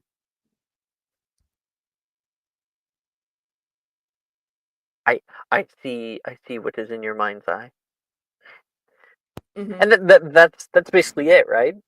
So you're Yeah, saying? and I think what people wouldn't see probably is him taking out a little stuffed animal and putting it under the Aw. pillow. Can we know? Can we know what kind? Out of character. Please, we I need to mean, know. you can, but also it's not like a cutesy. Okay. We want to know. I mean, it is cute, but like it's not like a standard Are you stuffed sending a animal. picture? Yeah. Oh, that's so cute. Are you kidding me? I really like the idea of wizarding plushies and stuff. Right? Yeah, totally. Absolutely. Yeah, and like an That's alchemy cheese. plushie. Yeah. It's cheese.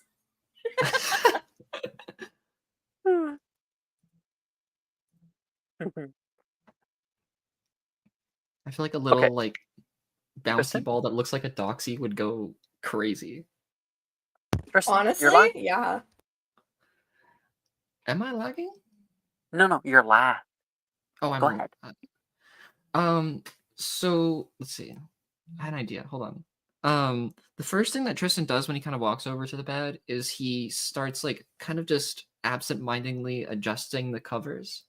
You see he kind of does like the classic hospital tuck where he makes the corners of his bed really, really Lord. tight to make it look extremely Yeah. neat. Because why would he do it any Uh-huh. other way? That's what he's been taught to do with his Yeah. bed sheets. Jesus Christ. Were you, You know, raised in an asylum? no comment. We haven't met Tristan's parents yet, so no No. one knows the shit that goes down. We at know his your house. uncle or whatever, Grunkle. They didn't. Uncle. Yeah. So he makes it all nice and neat. He has like only a couple bags, and most of them just kind of go under the bed without being opened. You see, like out of one of the bags, he takes like a little folded set of dress robes and kind of like puts them to the side. Very like proper, like they're all like they're like perfectly folded and ironed and stuff. And he takes out a little a violin case as well and kind of like tucks that kind of next to the dresser. He kind of leans it up against the wall a little bit and just lets that sit there. But as far as decorations go, he's not really a decorator. He kind of puts like he has like one little throw pillow that he kind of throws on the bed, kind of like off to the side, and then a framed picture of him and his family. Love it. Love it. Oh, would this be a good time to share art of Tristan's parents? I think it would. Yeah, if you'd like, yeah, totally. Please do. hold. That's not. And while you do this, Sikrin, are you here? Nope. Snooze, you lose, I guess. Okay, Discord needs to be cooperative, please. There we go. There they are. This one looks just like you. Is your dad single? I'm gonna go ahead and say Look, no. Down girl. But one thing about the photo is there's also Tristan's younger sister who I do not have art for. But everyone in the photo is very stoic, like kind of stone faced, kind of like those pictures that I sent. And they're all like dressed very proper and prim, and they're like sitting. It's giving very like rich family photo. You have to go or else, that kind of thing. Mm-hmm. There was something someone was saying. It was like Brooke. No, I just know that. I've been fucking making jokes and fucking around. Please keep on Maple. Anything else, Maple? In the photo, Tristan very obviously looks like he does not want to be there, and he is uncomfortable in his dress robes that he's wearing. All right. Last chance, Sikrin. Nope. All right. I think that's a good place to take our break. Just a little bit early, like 20 minutes early for the break. But I think when we come back from the break, we'll start up classes. Woo! Wahoo! That was a lot of fun. Morgan, I'm going to beat you up in a back alley. Oh boy. You can try. My mom is like on. Are you looking for that perfect gift for that tabletop role player in your life? For that podcaster? For that little sister that keeps going on and on about shiny math rocks?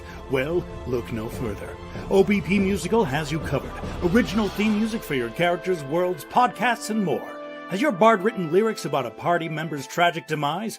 Let us compose to them. Or better yet, let us write those lyrics for you.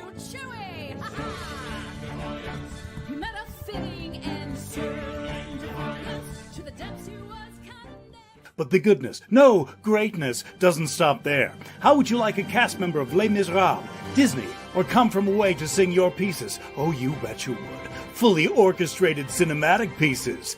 Pieces like this. Who'd rise to meet the call, who'd fiercely face the danger, be a hero to them all.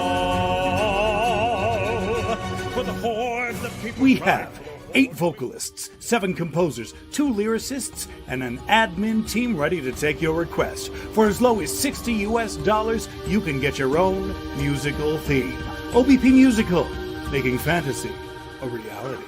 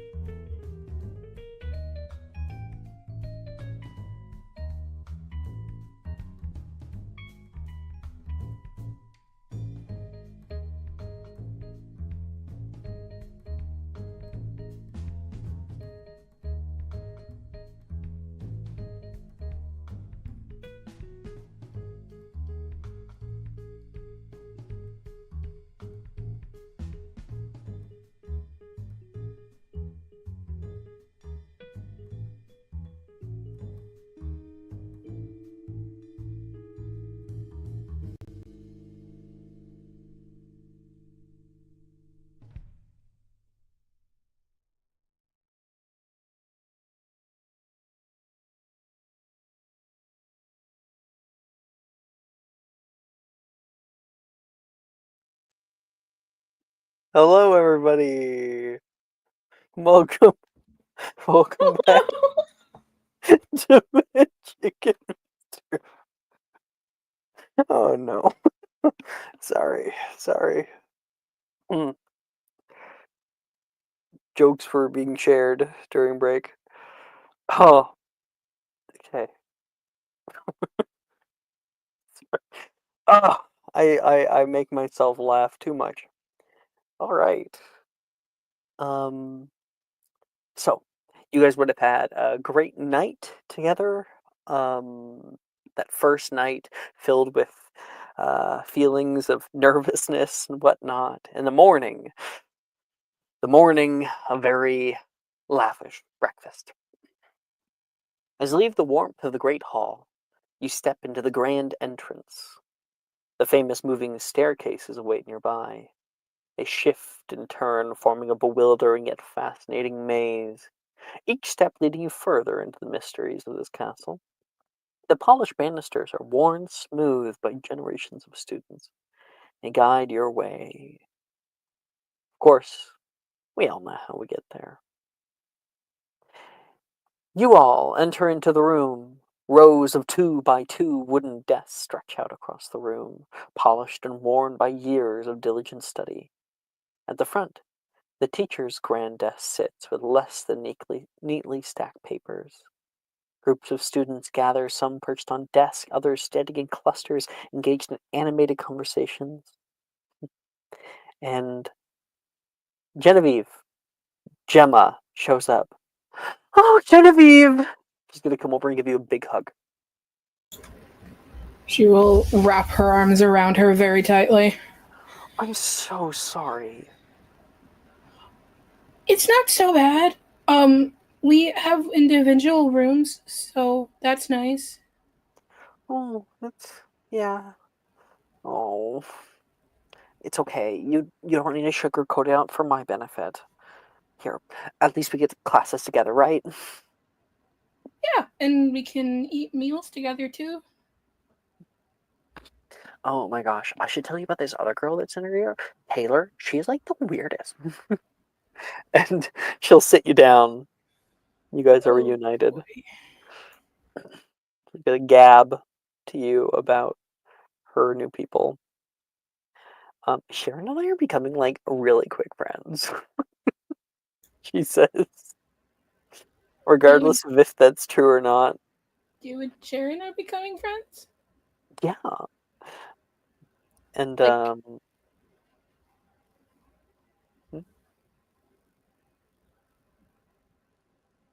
okay. So elsewhere, other people are also gathering up together. Just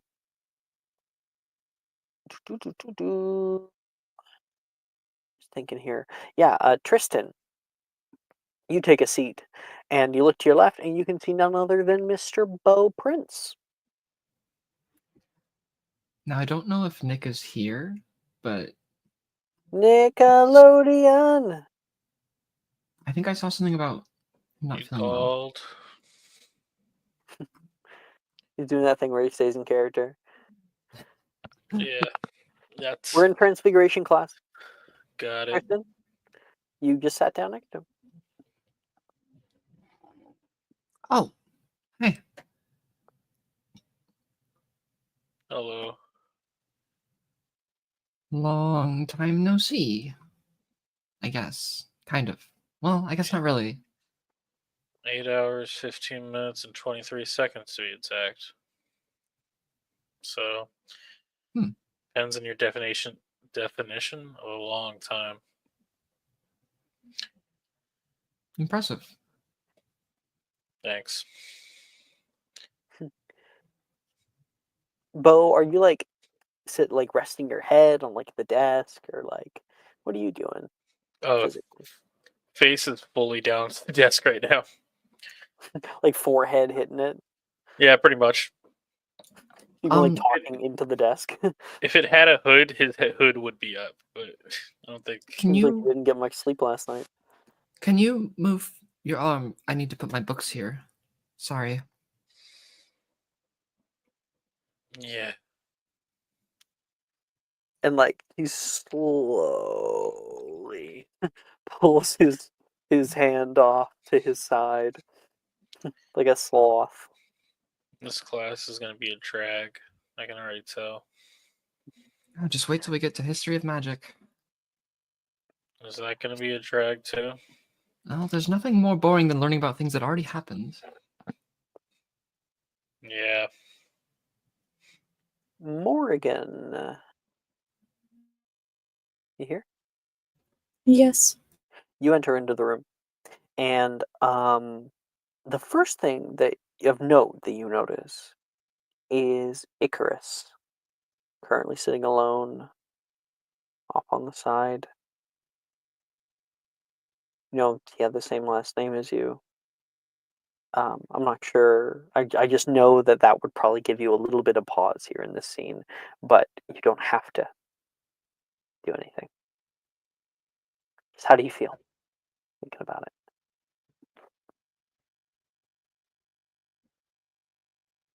I actually think that she would go over to him. Oh shit. Okay. So, Icarus, what's your passive perception? Probably pretty That's high, such a right? great question. It's 10. Oh, okay. Well, um, a shadow descends upon you, Icarus. Do you sit down immediately, Morgan, or do you just hover? I think she just sits next to him. Yep. She doesn't say anything at first. You like kind of look over your shoulder, like, what? Who's sitting? And you see the girl placed into Ravenclaw, who has the same last name as you. You He was scowled at her. probably leaning back, and he'll like sit up straight as a rod.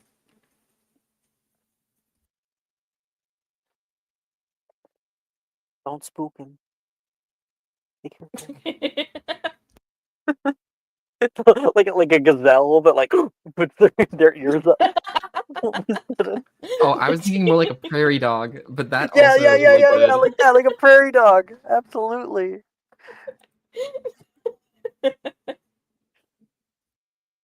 Jess? Hello. Is that all you have to say?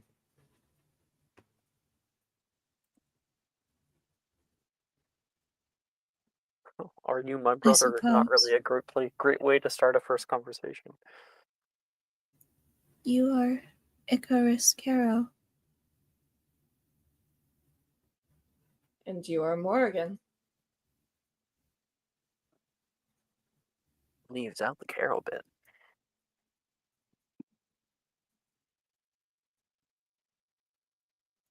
What do you know of Caro?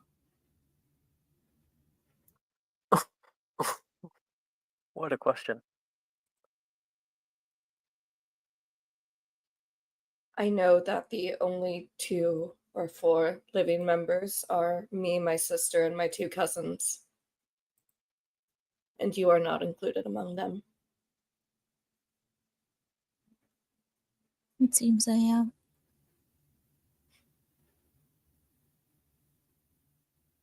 Perhaps a minor branch. More muggle than wizard. Equal parts dog and clinging on. Ignoring the obvious elephant in the room that you guys do kind of look similar.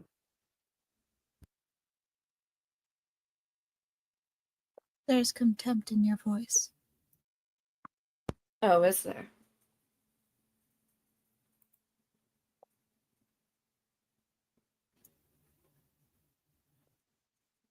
Why does it irritate you that I have the last name Caro? What does that mean? His like eye twitches a little bit. Uh-huh. You are not a Caro.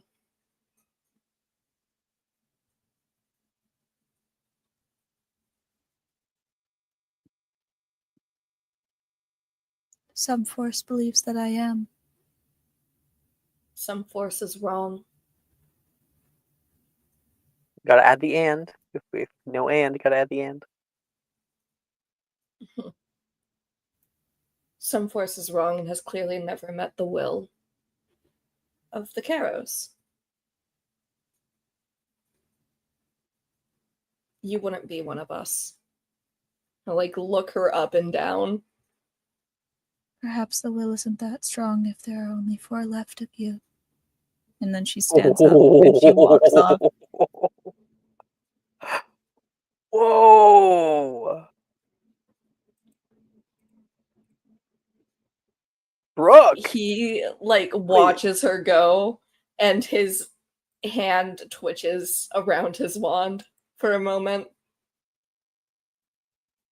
And there we go. Yeah.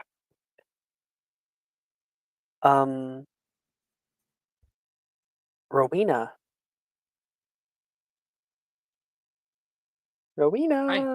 Hi. You go shopping around. You can see one of the last remaining seats that's in this area. August, what does Rowena see of you? He is slowly pulling out all of his stuff. His desk is meticulously neat almost. As he lays everything out. He's kind of muttering to himself, but you can't make out what he's saying.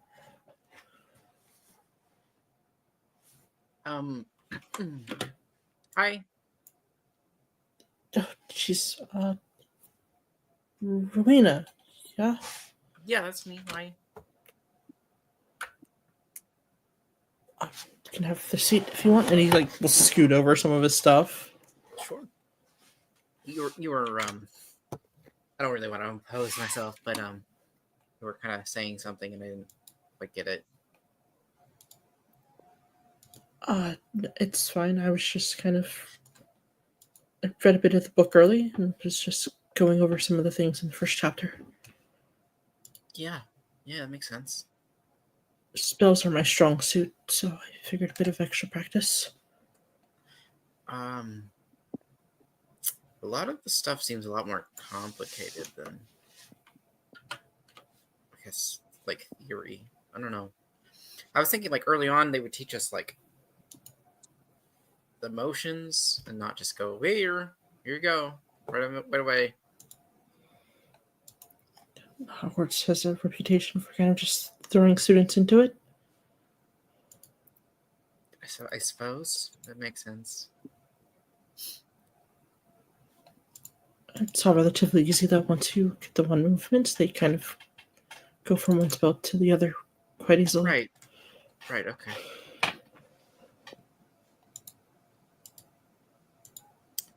Do you know anything about the teachers? I just have what we saw yesterday. And then the names, and that doesn't really show personality or anything like that. I've seen a lot of them around. Not this one in particular. He's kind of evasive. Okay. A bit distant, but everyone says he's the best Transfigurations teacher they've had, so. We're right back in 2 seconds.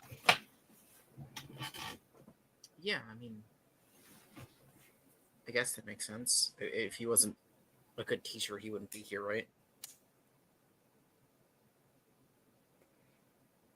That would make sense. I heard he made some first year cry last year. I hope that's not me. I'm sure you're fine. You got in a Ravenclaw. It should be easy. I guess so.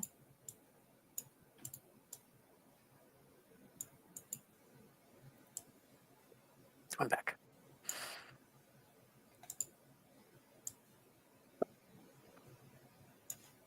I hear silence. Are we good with the scene? Yeah, we just finished it. Cool, wonderful. I just came back, so. There is a hefty bell. Boom, boom. And coming in from outside the teacher arrives. All right, everyone, find your seats.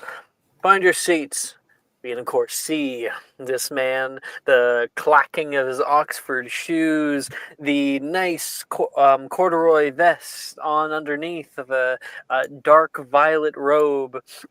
He's got his, as he enters the room, he pulls off his tie because it's been annoying him. It's been like the first day, so he's had to wear it, and he throws it in to the lap of his seat and goes to the chalkboard. I am Professor. He coughs. He looks over his shoulder and can see Miss Sharon Drake still standing, currently talking with who?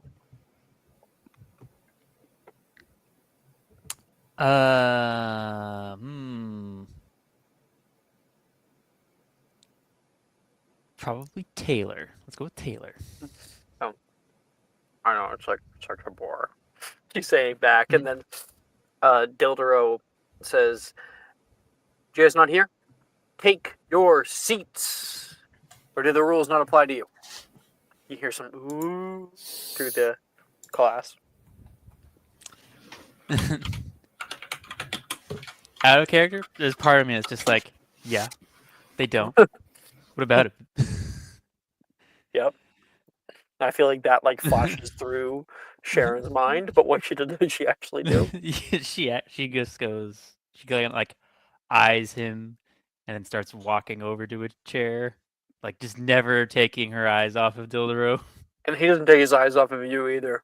There's like a. He finally sit down. Thank you. God, I'm gonna have to turn this out of you. I am Professor Dildero. He writes on the blackboard and punctuates his I with a definitive tap. And I will be your transfiguration teacher for the foreseeable future. So I suggest it'd be best if we got off on the right foot. Yes? Professor Dildero, of course, presents an intriguing figure. He turns around, and his young face is framed by slightly messy brunette hair, this perpetual 5 o'clock shadow that graces his jawline. Smash. And Seriously. yep, yeah. We all know. Brooke's saying what our truth. Please open a beginner's guide of transfiguration to page 3. Wands will be left on your desk or to your side until the practical portion of this class. Now, who can tell me what transfiguration is? Hand. That is a D6 added to Jess's.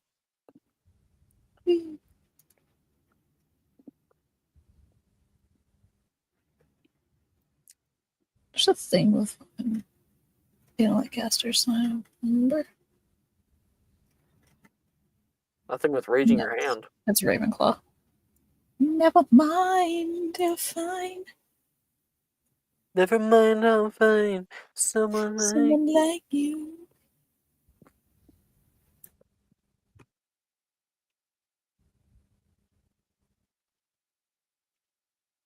$28. I don't know that That's number. gross. Oh, could you hear that? That is disgusting. Could you hear that? Is my crisp Hear on? what? My crisp is on. I think No, they're we're saying talking that's about gross to the number. 28. Yeah. Oh, The okay. number's gross. Why are I- you screaming? I drank. I was gulping down water at the time, so I was like, "Oh, I'm so sorry." Why did you yell? Level 1, by the way. Level 1. Who got highest? No one The else fuck do you rolled. think? I'm not even gonna try. No one else rolled. What is the point? Literally, what is I the want point? you to look me in the eye and tell me who. So, like, I think Dildero asked the question, and then Morgan's hand goes up so fast that everyone else is kind of stunned for a minute, and then Dildero sees the only person to have put up their hand is that Caro girl. There's a beat. Seriously? No one else? Yes. Icarus will like put up his hand like half-heartedly. And then you can see him in relation to that go, oh, like look away. Like you're kidding me. The one other person that I didn't want to put up his hand. Everyone's Oh. just so enthused to answer.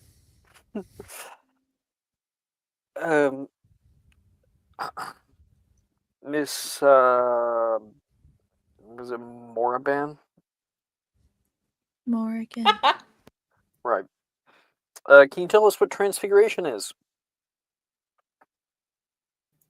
Transfiguration is a school of magic whereupon the properties of one's.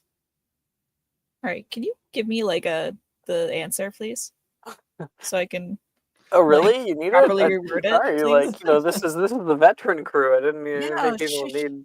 shush, please. I just need to. It's been a while since I've done this session. It's been a while since just played a smart character. It's been a while since I've had to use my brain cells for anything. Been a while. Okay.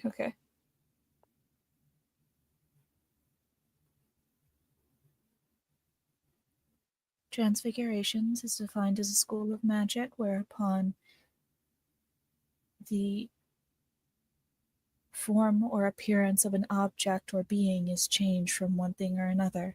It involves alteration of the object's molecular structure and transforming it, reshaping it by other means to form another construct.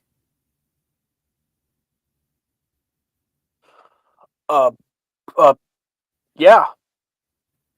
5 points to Slytherin, he says.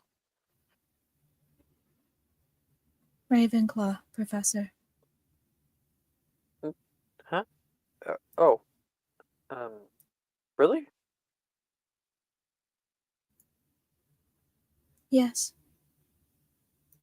5 points to Ravenclaw. Now, if you if you check your desks, you should find some simple materials. You guys all are able to see 2 wooden blocks and a glass goblet. We're all going to follow the instructions on the page to cast our very first spell. The spell is pronounced epoximize. Now, please say it with me. Epoximize. Wow, tough crowd. You're starting with epoximize. We have to start somewhere. Tristan said it. I didn't realize we had to be unmuted for it to. I just thought it was funny. No, Being Tristan like, definitely you said say it it. and then no one else says it back. Maybe, okay, Tristan's the only one who does it. Yeah. I like that idea. Okay. Epoximize. And I don't know, Brooke, if you heard, he said we gotta start somewhere. We're gonna use our 2 blocks and stick them together, like so. And he demonstrates. If you are successful, you may choose to study and practice for the remainder of class. So, good luck, he says toward everybody. All right, everyone's going to attempt to epoximize and 2 other spells.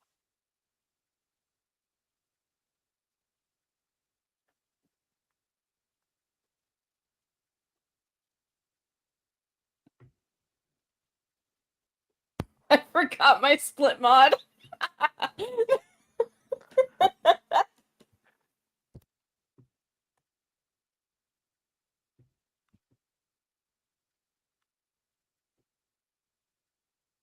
Yes, back to being bad at transfigurations. Let's go. The That's a -4 bare goes minimum. crazy. Oh, I see you. So Rita. true. See So you. true. Wow, 2 people with -4. I just realized that. We love a -4. You know, you guys, I trust all of you guys. I would love it if you tell me your stuff, and then you guys get to talk about the scene, and I'll, of course, riff off of you and make it a great scene. I do realize, however, that Jess, in all of her wisdom, has not made me a duplicate for Saturday night. For what? She often does. So like today, the one neat. time. Here, let's get Morgan. You know what I'm talking about, right, Chet? Oh, the grade sheet? Yeah, she always does a grade sheet for me. It's very nice of her. And then she does it too often, and then I go, "Oh shit, I didn't do the grade sheet." I'm lulled into a false sense of security by very nice acts of service. Almost.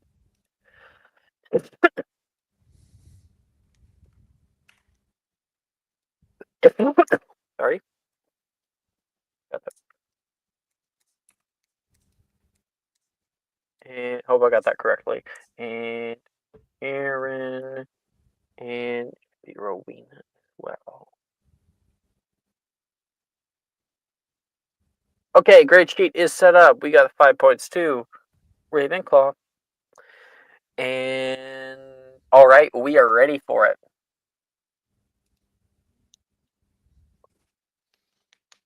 Okay, I'm ready for it. Cat. Okay, I got a 5 on Foxamize. Okay. Mm-hmm. Mm-hmm. I got a 7 on Berberto. Hmm.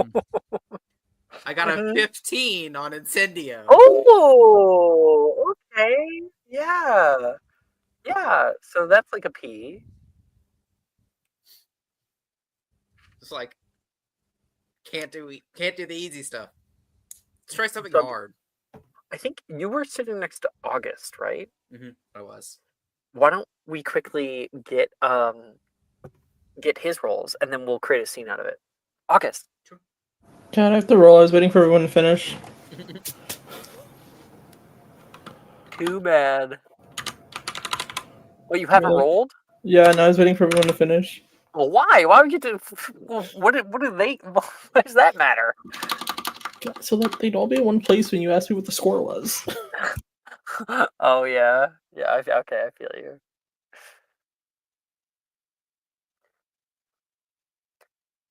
Mara is the kind of person who like goes up to like the drive-in and being like, "That's too many people. I'll come back in 30 minutes." It's 100% No, she all the doesn't. fucking time. No, the fuck she doesn't. There was no because one in that line you were yesterday. late to you were late to streaming WWE or fucking something, and you fucking stopped at a McDonald's drive-thru. I can't. Don't piss me off. No one was in that line. Stop.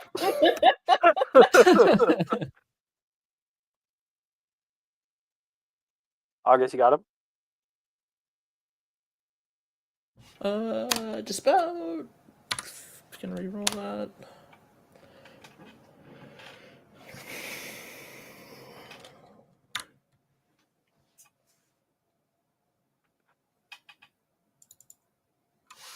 Fuck it, I'll just use mine.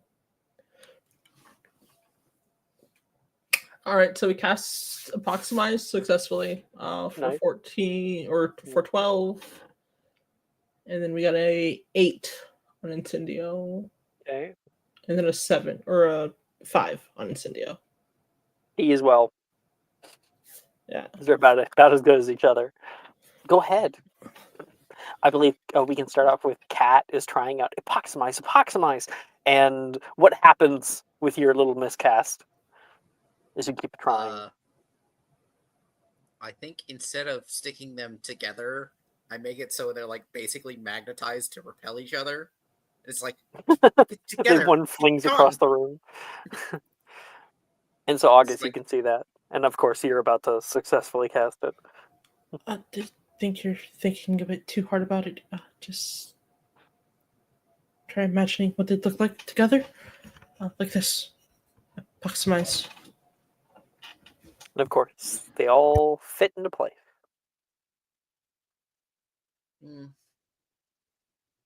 But how do you imagine the end state of something without doing the action to do it? Doesn't make sense.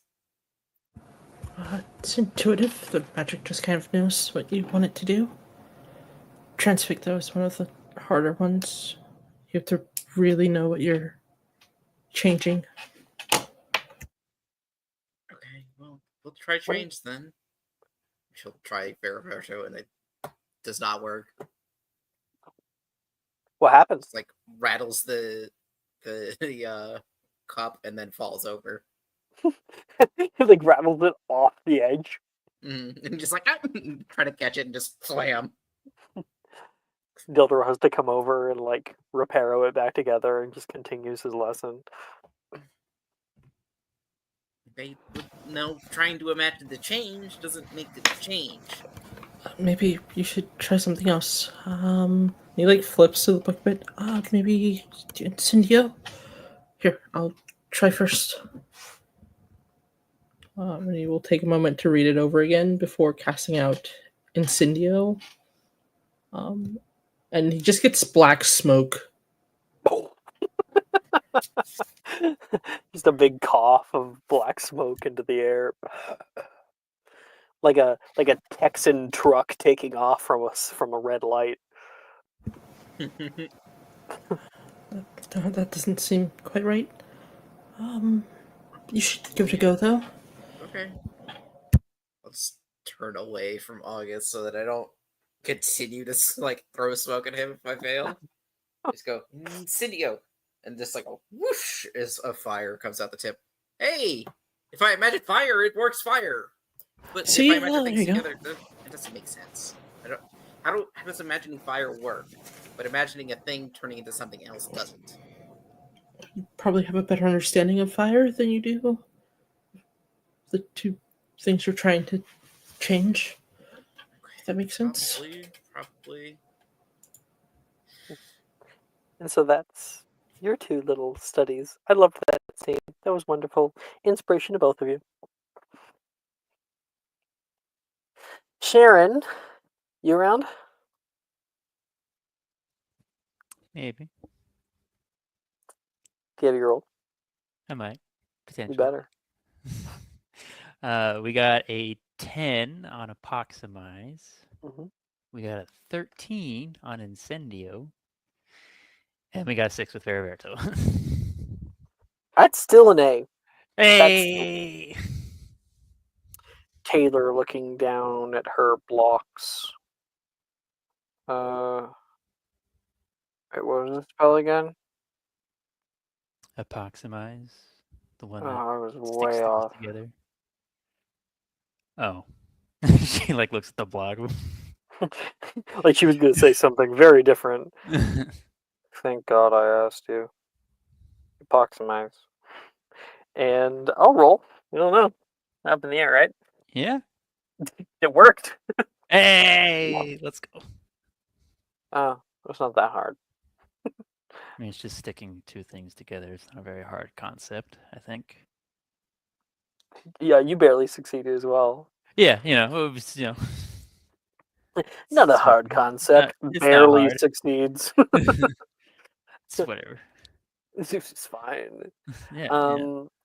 It's one day you're sticking things together. The next day you're turning someone's insides to like mush. It's whatever. Don't worry about it.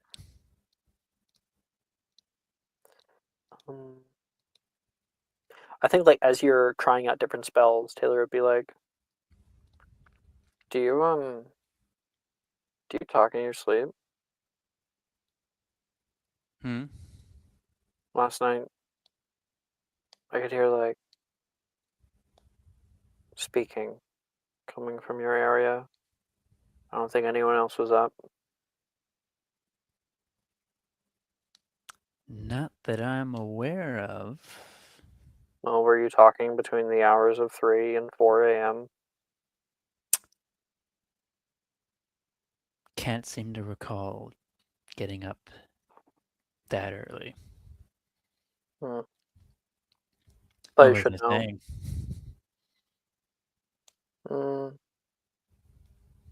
It was something about a runaway goose.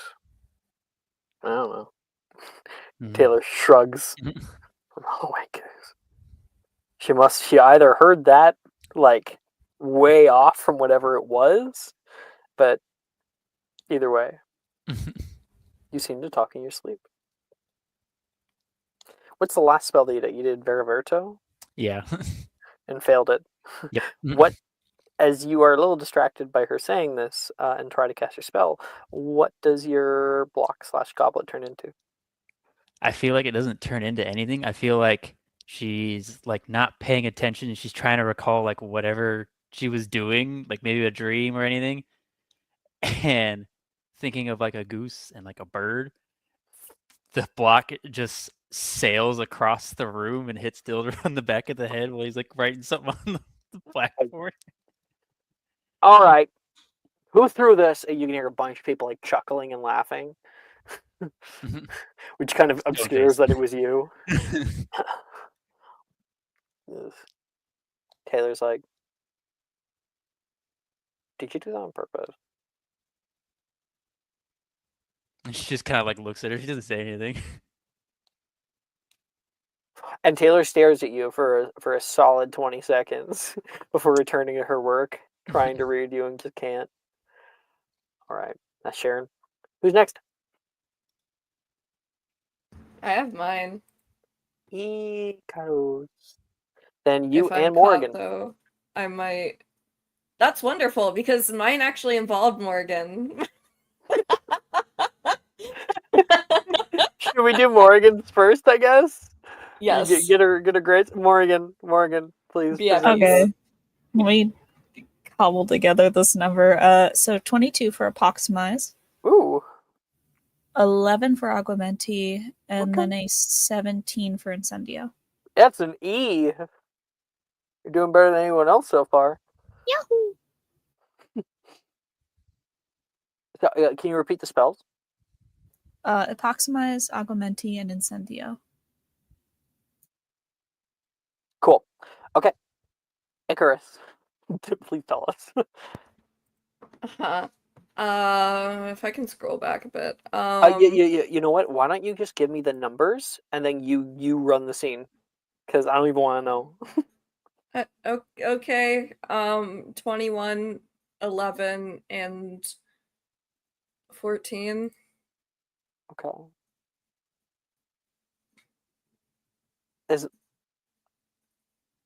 Yeah, but okay. 0. You're on the cusp. Like I would normally do a high or low. I think I'm just gonna give you an A though, because That's her. yeah. Anyway, continue. You guys are both trying out Apoximize to begin. Yes. I got a 21 on Apoximize. He's gonna try to Apoximize her to her seat, like her skirt to her seat. Oh yeah, without question. Little tap. Can I like roll a sleight of hand to try to do it subtly? Yeah, we can go by via passive perception. What's Morgan's passive perception? It is a natural 20. It doesn't matter. Yeah. It doesn't matter because it's not surprise or anything. It's fine. Yep. It's not. All right. That's great. That's wonderful. Also trying to be stealthy, he is going to try to Veriberto her transfiguration textbook into a rock when she's looking away. So, Morgan, I like to think that because you got the Apoximize correct. You got like 20 whatever. Yes. Oh no, I'm talking to Jess now. What did Jess give? Sorry. I you got both 22 on Apoximize. Yeah, you both got pretty high. So you're able to get it quite well. Stick together nicely, even with using your stave. You're off on like the aisle seat. Seems to work well. You set down a few notes for yourself, and then turn to the next spell that you're going to be working on, and you look at it, and then you look at your stave to weight it correctly, make sure you're not going to hit anybody when you're making these movements. And Icarus, make me another sleight of hand check. I kind of hope I fail this one. 18. No, it's only a 17. Hell yeah! Jesus Christ. So then you look away, and then you look back, and there is a small pot, rounded river rock that sits on your desk.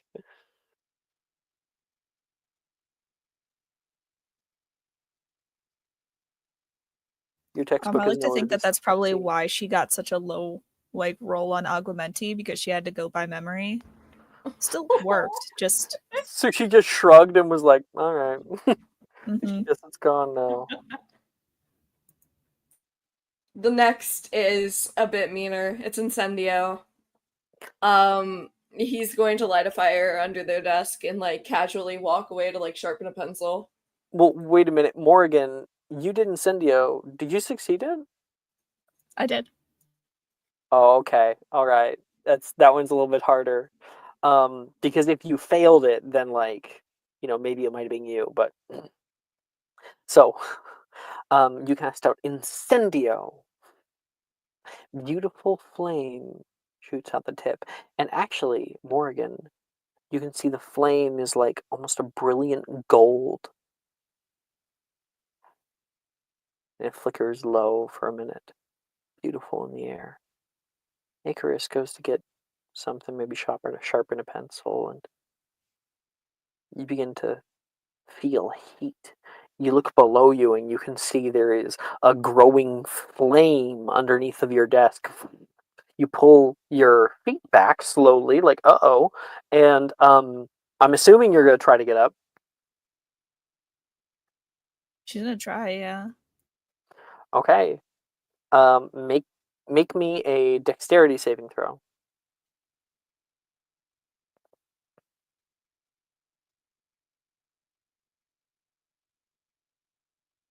13. Morgan, how are you feeling before I continue? Like she's trying not to panic, really, Mhm. because she can't do anything.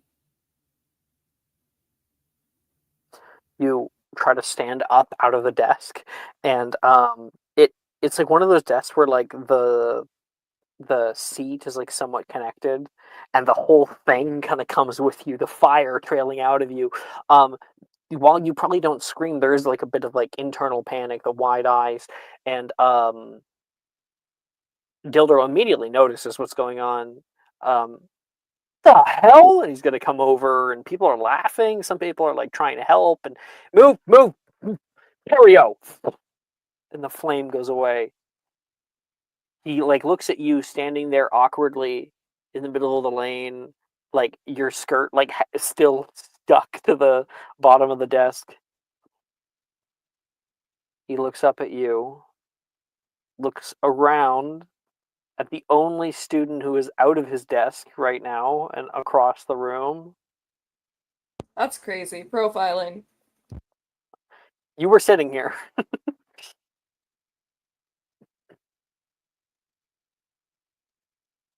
Well, what's everyone staring around for? Back to work. He'll like look down at you, still kind of standing there trying to figure out what to do, and he rolls his eyes and flicks his wand at the same time, and the apoximize ends. Back to your seat, Mr. Carroll, he says without even looking at him. Oh, bye, Sigrid.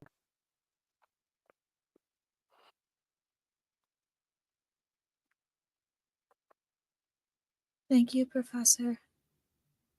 Please don't thank me. He goes back up to the front. So that's Morgan and Icarus. Inspiration to Brooke for a wonderful scene. Thank you. Okay.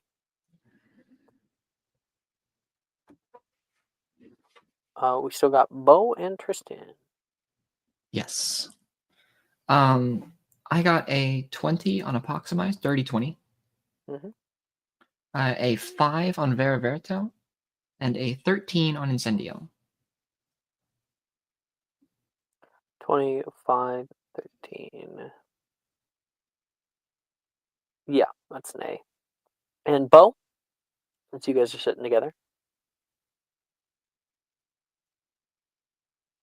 I think Bo just doesn't raise his head from his desk. He just kind of keeps his head on his desk. Goes and casts 15 for Apoximize. And he's like, One eye looking up at the blocks. I don't even think that. He's just kind of like, no looking this right now. Because then he gets a 7 trying to transform his blocks into a cup. And then he gets a 2 on Augmenti trying to fill that cup because he didn't look into it. So he tries to fill it because he's like, I did it. And then like after he finishes the Aquamenti that he fucking fails, he's gonna be like, yeah, I did. It's like the rest of his body is asleep, and it's only his hand that's moving. Yeah, and then I try to do Aquamenti, fuck that up with a 2. And it's like, yeah, I did it. So, Rowena. Oh, and it's not. Why did I say Rowena? Tristan. You're definitely paired up with a very odd individual. How are you handling this?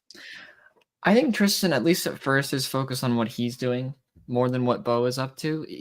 As distracting as it might be for someone to be casting spells without looking, he kind of like thumbs through. He like kind of puts his finger on the page to read the description for Apoximize and tries his best to mimic the wand movements, and he does it. Like the blocks stick together. And he tries to pull them apart, and they kind of like wobble a little tiny bit, but not very much. And so like he kind of like smiles to himself and is like all excited, and then tries immediately to transform those same blocks into a goblet, but he didn't really try very hard. So they kind of just melted together and made like a little like instead of like 2 blocks stacked on top of each other, it almost looked like they just kind of melted into like a little like ashtray sort of thing. And Bo, when you're like halfway done all your spells, or like no, when you are done all your spells, you just kind of with one eye look over and you can see this melted thing that Maple's describing now. You can continue, Maple. Oh. That's not what I meant to do. More how the spell works. I know.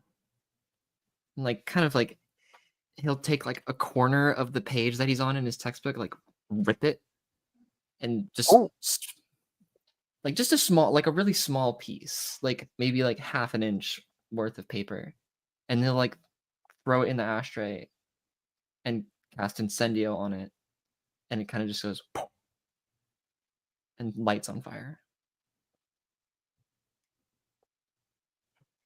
Whoa. It all goes up in one go. That's how that spell works, at least. 2 out of 3, I guess. Yep. You don't seem to be trying very hard in this, do you? It's hard to try when you don't understand any of it. You haven't even opened your textbook. Quickly, can I get your numbers? I, for some reason, didn't get your grade.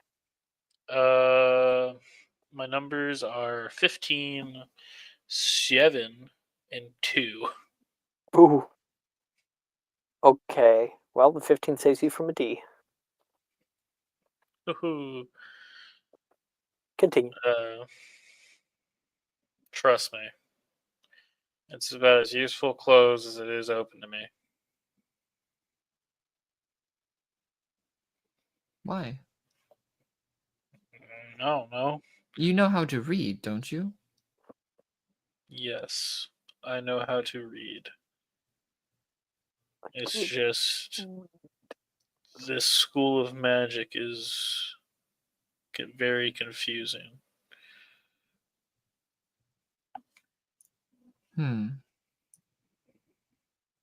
I disagree. It's straightforward to turn one thing into another similar thing. Just wait till we get to charms. I think that class is going to make no sense at all. Yeah. I guess we all have our strengths and weaknesses. And what are your strengths? My charming personality. Right.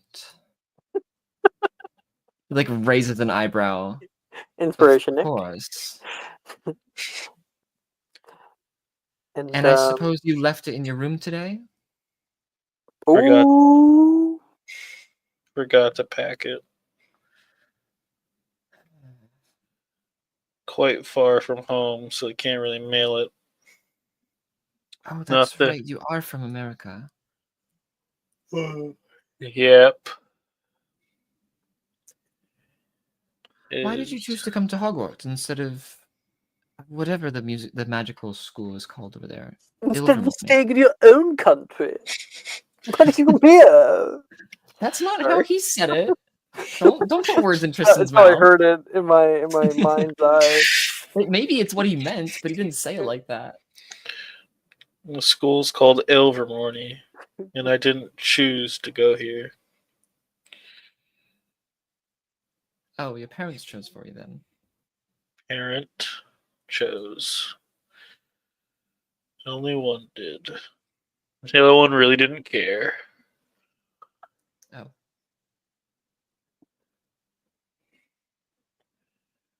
But it's alright.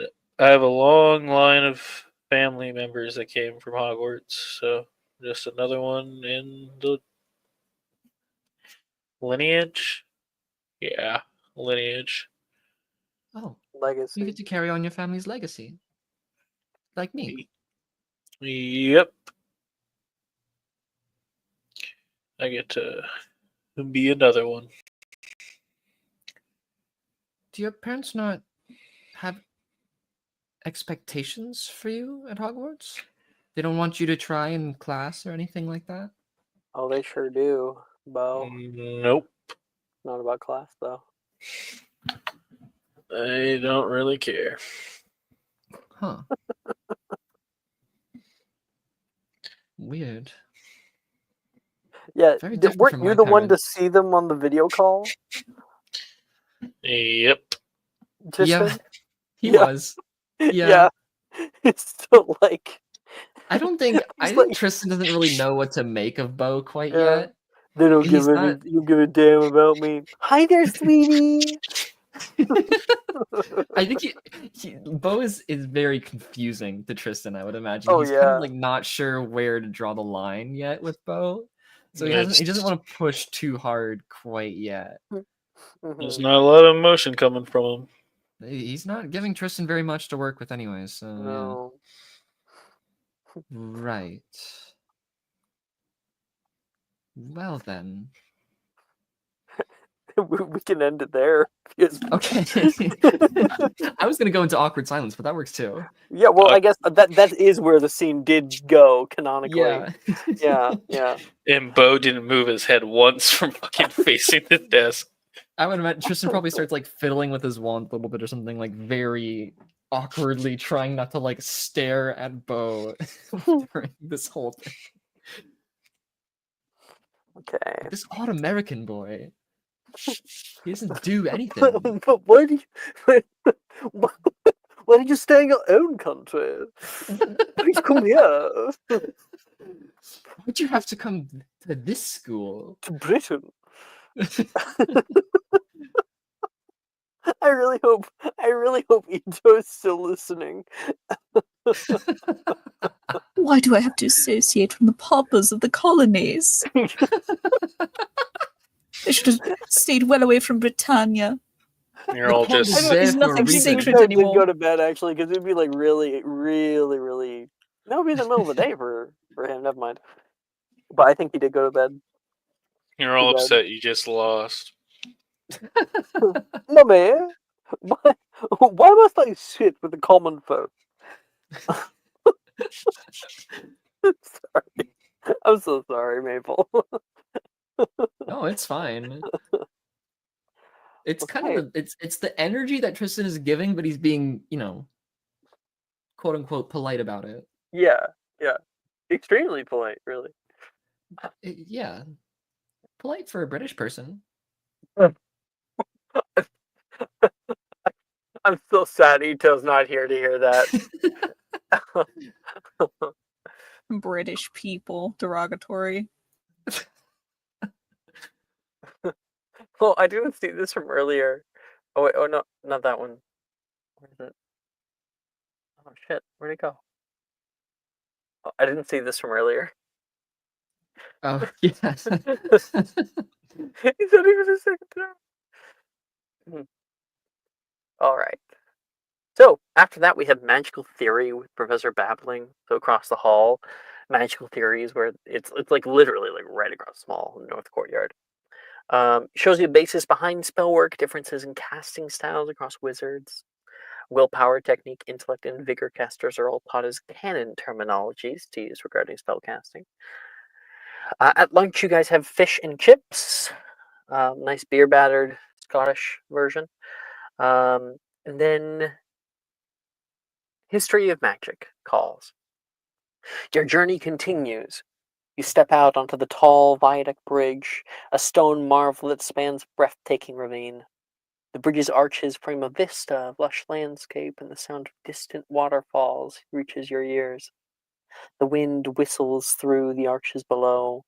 The pathway ahead stretches toward the Oxford Building, where you're greeted by stone steps. Ahead, the entrance to the Serpentine Staircase. This circular staircase coils upward like said sleeping serpent.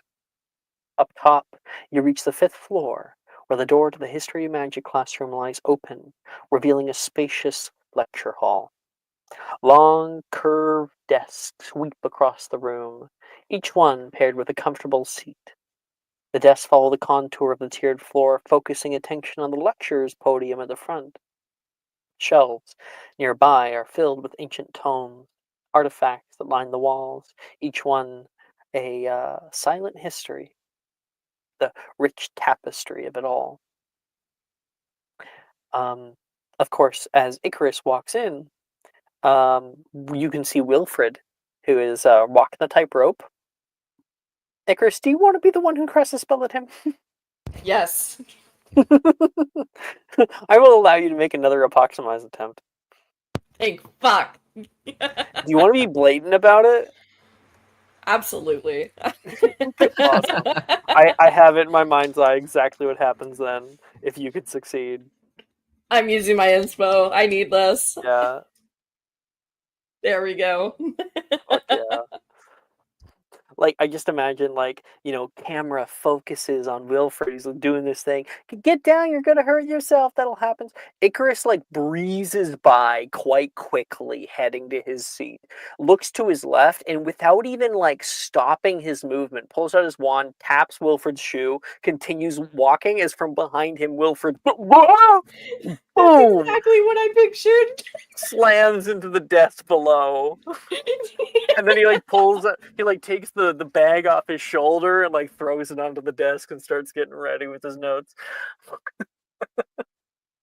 All exactly business. what I had pictured.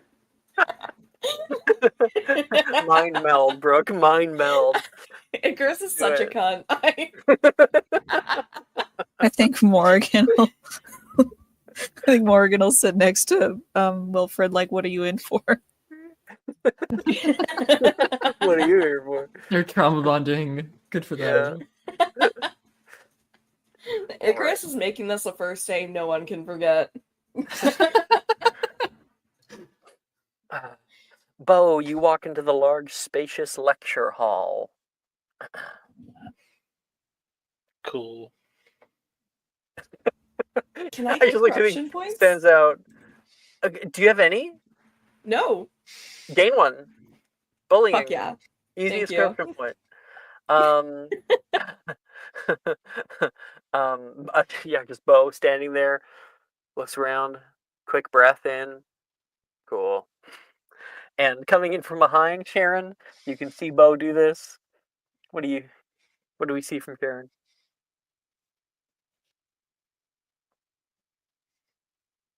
I think someone BRB'd. Okay. Wanted to give him some spotlight, but Rowena, you look around.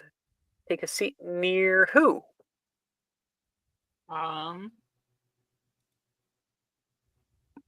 Janice. She looks over and like looks as you get out your notes. And how organized are your notes? Extremely Like meticulously. pre-organized, like ready to, yeah. Oh, Yeah. I can look probably through they now. She they're read the bullet pointed. syllabus. Yeah, she did read the syllabus, but she probably has it bullet pointed and then add a Mhm. few headers. So like what the topic is, necessary information. Like those like little like sticky notes Highlighters who that are write like, like yeah. genocide and like Yeah, genocide, 3 exclamation points highlighted. Art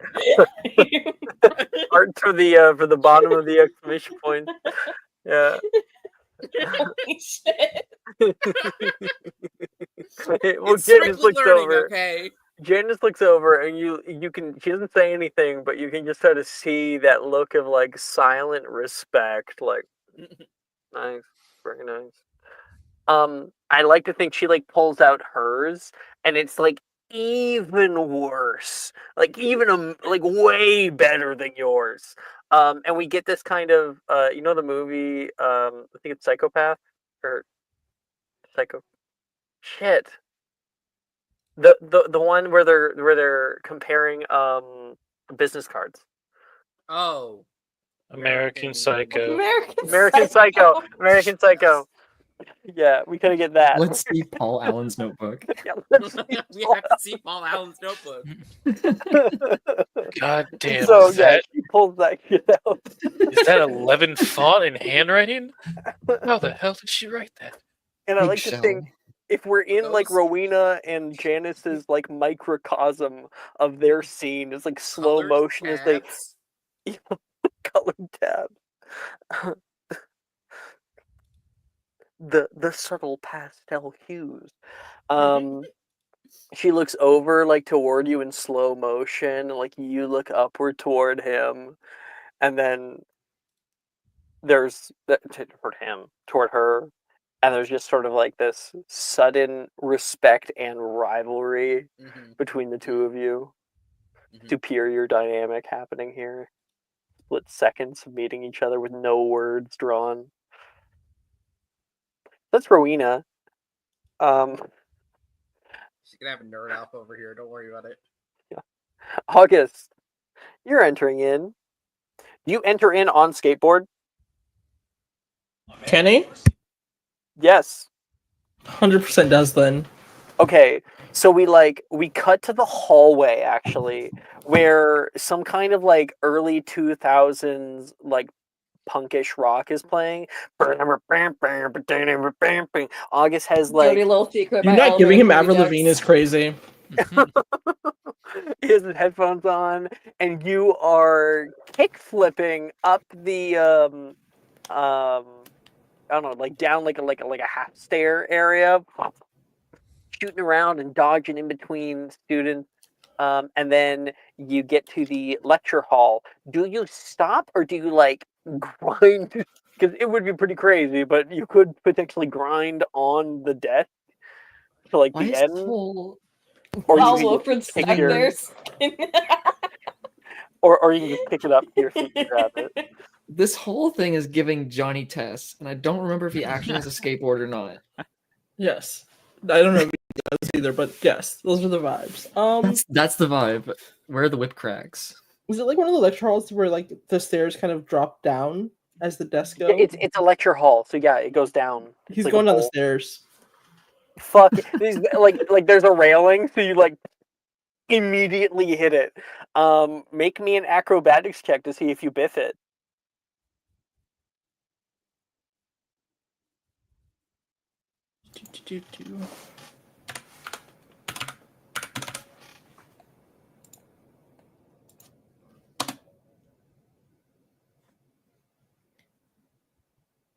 He 100% does. I rolled a 9.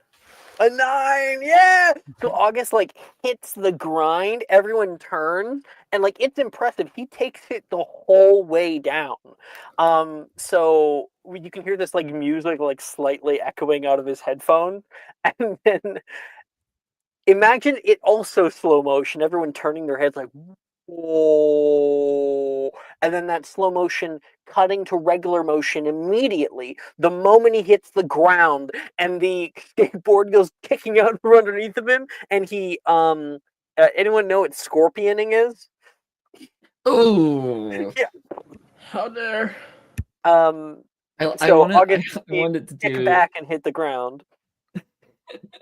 I wanted to do like the instant replay where it does like the 3 impacts back to back to Boom, back boom, from different boom. Yes, angles. yes, exactly. And then August, you like, oh, but it happens from time to time, when you're a skateboarder and you look up and you get like the lowest perspective shot of Professor Binns, who has entered the area, as of course our bells are going off. Return to your seat, please. He said down toward you. You see a fucking ghost. Well, that's interesting. August?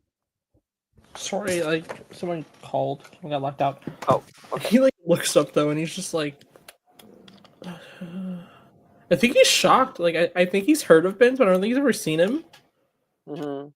So he's just like, You have the most intimidating view of him right now, too. he's just gonna like try to rapidly collect his board and like all his books. You scramble up, and you immediately sit next to Morgan. How bad did that look, honestly? Jess, are you here? What happened? Oh, okay. So, August did his trick. He biffed it. Binns came into the room, told him to get back to his seat. August kicked up to his feet and immediately sat down, coincidentally, next to you. Yeah, and he's just like, how bad was that? Honestly. Well, the trick did not look well, but I think what's even worse is that you managed to get a ghost to tell you to do something. Most of them just go about their habits. The landing's always the hard part. Well, you're halfway there. I realized my music stopped. Can I turn that back on? Goodness, he probably won't remember this. No, probably not. For ghosts, it's very much easier to remember things that they learned in life, not afterward. And you're about to find out exactly how true that is. Good evening, students. I am Professor Bill. That's B I N S. I'm like, oh god. People are immediately overtaken by the aura that's exuding off of this guy, coming off waves of sleepiness hitting the students. Today is the first day of our exploration of the ancient histories of magic. Turn to page 16 of A History of Magic. In 1959, the dude doesn't even stop. He doesn't pause. Janice desperately starts to work on his notes, as does others. Turn to page 16 of A History. Oh, I already got that. In 1959, Gaspard Shingleton was born on the 17th of June at 5:38 a.m. In his youth, Mr. Shingleton was enrolled in Hogwarts School of Witchcraft and Wizardry, where he was sorted into Ravenclaw House. Throughout his early education, he demonstrated a particular aptitude for herbology and charms, achieving a score of 85 in his first charms examination. At the age of 11, Mr. Shingleton received his Hogwarts letter, which was delivered promptly at 7:45 p.m. by an owl carrier from the borough. His parents, both registered members of the wizarding community, ensured that his education adhered strictly to the guidelines set forth by the Ministry of Magic. During his third year, Mr. Shingleton participated in the annual Tri-Wizard tournament as an alternate, though he did not compete directly. After April of 1971, but no later than October of 1973, Mr. Shingleton was... Everyone may make a Constitution saving throw. Question. Uh-huh. If I turned to page 16 and then wadded up a bunch of cloth and then shoved it into my ears, can I just like read my textbook? That was so creative. um, you know, how about this? High or low? High. Always go You high. don't sound like you believe, Always Jess. go high. No, I no. Always believe go in it. high. I You're believe. believing? Always go high. It's gonna be Are you believing? believing. I'm believing. Sickerin's here. The spirit is with me. I'm believing high. That's a 4. Let's go. Always high 100% of the time. Finally, they come around. You know, the followers of High. Finally, Jess has joined their ranks, been accepted by the High Gods. See, it's all about belief, Jess. You just gotta believe. You gotta see it will now, it into Jess? existence. Yeah, I you see the feel power. I feel the power of the spirit upon me. You betrayed the low gods, and the low gods will get their vengeance on you, Jess. One day. One They day. never really treated her very well, so. Terrible. The low We gods gave come you back. everything, and you squandered us. They give you it one time, and you turn to them. Okay. Anyway, apart from the metaphysical opera that's happening right now behind our screens, let's get those con saves.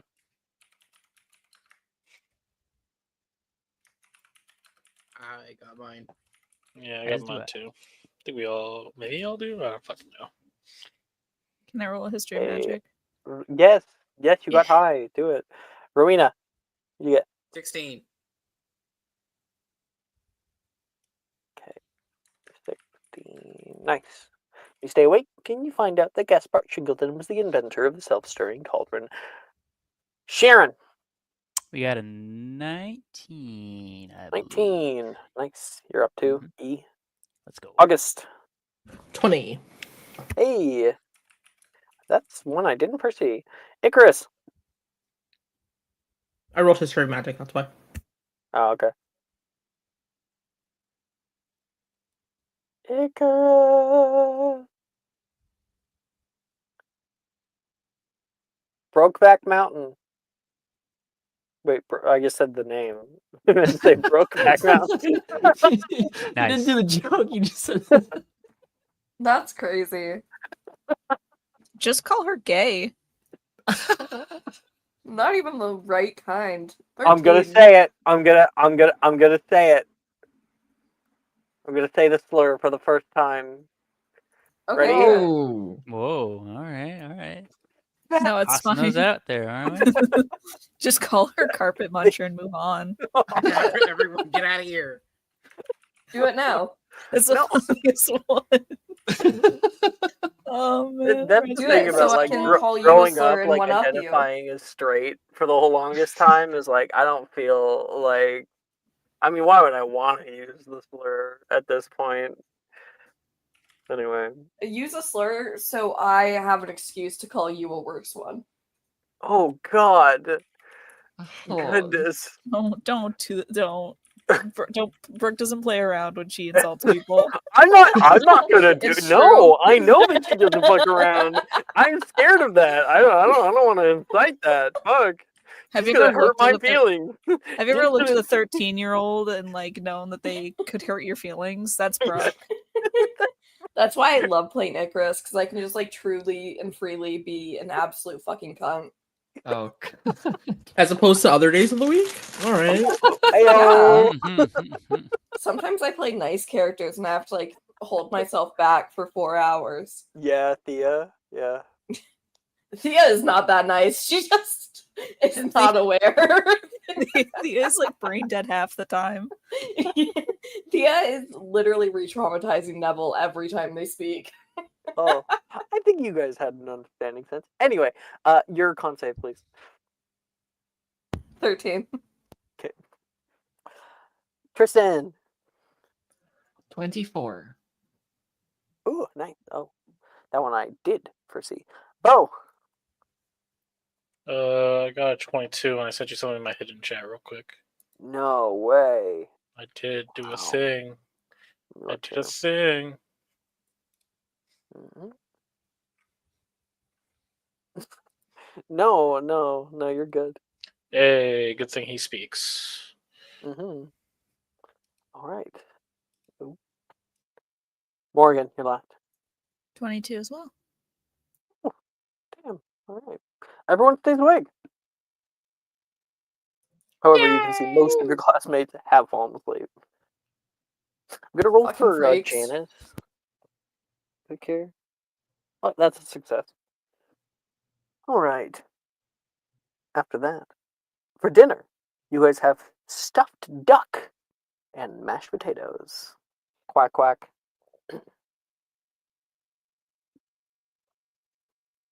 And that's the end of day. New day, new you. And the new day, we have Defense Against Dark Arts, Professor Rohan. You all walk up the coiling staircase and exit on the 5th floor. On the right, you enter a long rectangular room. The area is bright and open. All the desks have been pushed to the far walls, and above you, moving and shifting, are illusions of colorful pictograms that depict magical beasts running wild over the ceiling. Banners of colorful ribbon arcing across the banisters, and on the walls you can see multiple moving photos, all of the same person posing alone or with friends in front of world monuments and natural wonders. One larger one shows the same woman laying next to a sleeping dragon and patting its head with giddy amazement. And Sharon, are you here? Yes, I am. How do you react looking at all these photos? Hmm. World traveler. Yeah, there's a hint of like jealousy, honestly. Mm-hmm. But I feel like she's just kind of stone facing it, What do you staring. say to yourself quietly? Just one day. Okay. One day.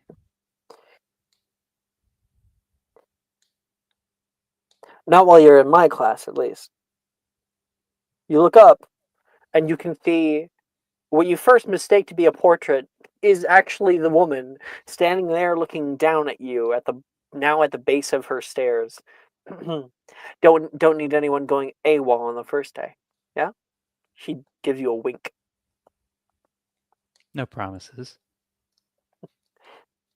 You are? Sharon. Oh, Sharon. Watch and learn how you command a crowd. She walks out. She can see, like, she calls out toward the people, and, like, a few people turn and see her. I think she can see Wilfred in the back, like, messing with the marble bust. She points her wand up. Oh, damn! Wilfred screams as the head explodes in every direction like shrapnel. There's like quiet. There's a beat where Wilfred like is caught on one leg, as well as Rin and Delilah, and he says, "Good evening, class." He says, looking around toward everybody, and you all see, of course, the smiling woman standing in the middle of the hall. He, if you didn't hear her before, you heard her now. I'm happy to meet you all. I'm Professor Rojas, and what you just saw there was a powerful little spell called Bombarda. Do you want to give it a go? She says with a glint in her eye.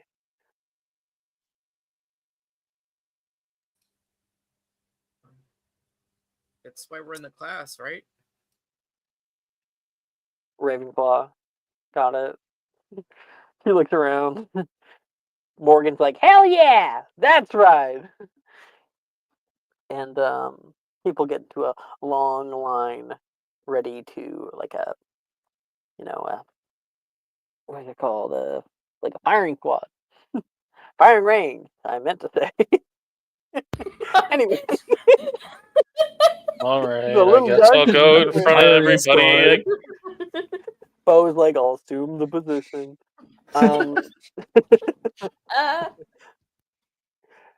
He stands Yes, in not front miss. of the long line of students and paces as she speaks. Bombarda, also called the Explosion Jinx, is a special little spell to be used on objects. And please, at least in your first year, never other students. I don't know why I have to keep saying this, but I hope everyone understands. If I hear of anyone ending up in the hospital for unjust spell work, it'll be a month detention. I don't need Echoes more puts his paperwork. hand down. Fine. She turns back. The explosion jinx is best used to clear debris or heavy objects in your path. And while destructive, this spell has helped me get out of a few honestly very tight situations in the past. And whenever I go into a duel, I often still use it even till this day. And I first learned it when I was your age. He's kind of poke toward you guys. Now, in this class, we will be learning potentially lethal spells. You hear a gulp from Saoirse. Although this class is a controlled space, so you'll be fine here, it's important that we set a precedent for the way you think about the spells you learn here. Now, let's see how much you guys already know. Can anyone tell me what the difference between jinxes, hexes, and curses are? And And That goes to Maple for the D6 history. yay.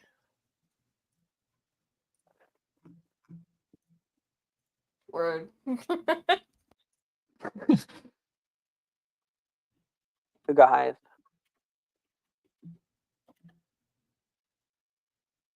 Maple did. Yeah, 13. Nice. No, I thought I got a 21. Oh, wait, oh, I didn't do that. I'm so sorry. I did not No, you're fine. Don't worry. realize you were I rolling was for throwing that. it in the background because like there was no way I was gonna catch up with hands, so it was like, okay, I'll do it again. Yeah, totally. Fair, We're that's what I do. get this ready. So, she looks around. A few hands go up, especially Tristan's, who knows a lot about jinxes, hexes, and curses. But the name that is called is unfortunately not your name, Burke. Miss Breckenridge, is it? Yeah, that's me. Hi. Could you tell me the difference? Isn't not mostly based on duration? But Mostly, yes, but also one other kind of criteria as well separates them.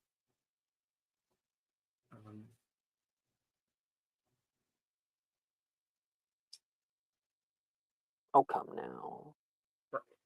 brain. It's in My the actual brain. description. Me cat. It is in the description. Severity, of course. Oh, severity, right? Like how dangerous it is to the Yes, target. yes, absolutely. 5 points to Ravenclaw, she says. Big smile. Maybe I would like having you around. And yep. Now jinxes are quick and immediate displays of power and control. She says, just moving on. Hexes create negative effects that temporarily last on a target, and curses, lastly, are spells that create indeterminately long or even permanent negative effects. See, with power comes those who would abuse that power. He says, walking past Icarus and Sharon and a few The others. fuck? Coincidentally, this is Wow. more like, in the That's movie. crazy. It's a storytelling device. It's a Foreshadowing. storytelling device. Yeah. He's Profiling. not. He's just walking past you. It's just coincidental. Mhm. The Slytherins. He turns to the Slytherins. No. Comes those who would abuse that power. Over the next 7 years, we will help you to have the greatest defense against anyone who may have ill intent. But enough of the doom and gloom, huh? She waves her wand into the ceiling, and multiple podiums with marble busts land out of the ceiling and settle on the wooden floors. Boom, boom, boom, boom, boom, boom, like a firing range. Simply point your wand at the target, muster up as much of raw feeling as you can, and speak. Bombarda. Boom! One of the busts turns to a fine powder. Well, if there's no one in front of you, go! And people start to attack. Vamonos! And everyone will attempt Bombarda and 2 other spells. And you get to decide what happens to you based on those rolls. Narratively.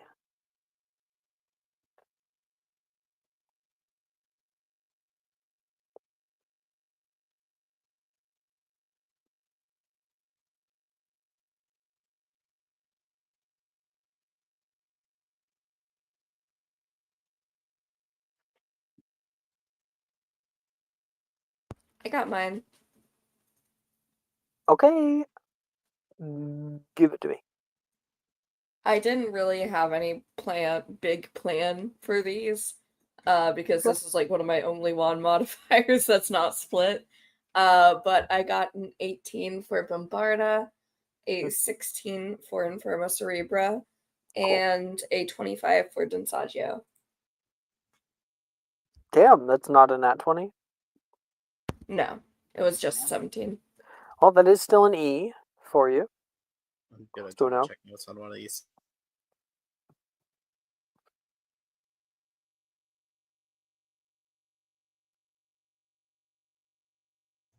I have mine as well. All right.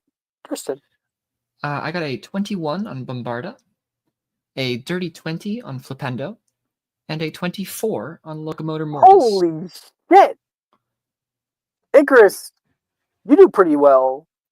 You see Tristan blow this test out of the water. I have a sneaking suspicion some other people are gonna blow this test out of the water. Holy. Look. What's going on? Is There's this a Rowena?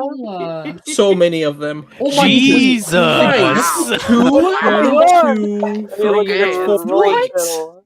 There's 4. Is it 4? This is not Oh, fair. Yeah, oh, Jess my got Jess 2. got 2 of them. Oh, Jess did get 2. Holy Excuse me? shit! Whoa! Okay. Thanks, Mom. Weird spread. I don't even What want to the roll hell? now. Jesus. So Tristan, you feel There's- great. So like Icarus looks to you and he's like, man, he's doing really well.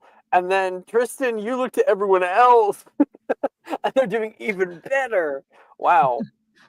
This is my 13th reason. Icarus is walking out of a window. No, right? Right? You didn't even do bad. You did really well. Like, but everyone else did so much better. Okay. Sharon. We You got got one of them. we got a 16 on Bombarda.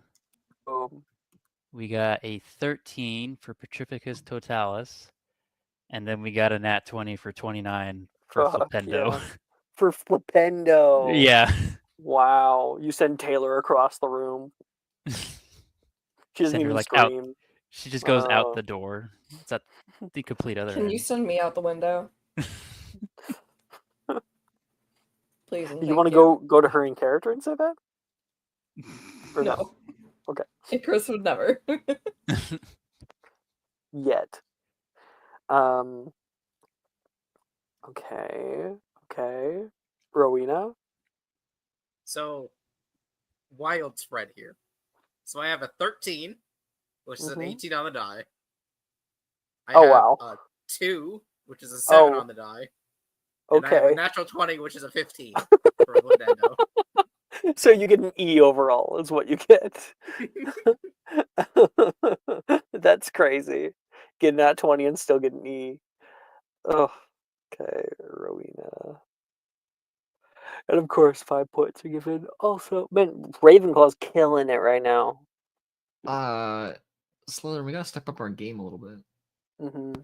I hate to say it, but last game Icarus was in, he got his house negative points. Every Like year. negative 50 at one Man. point. Oh boy.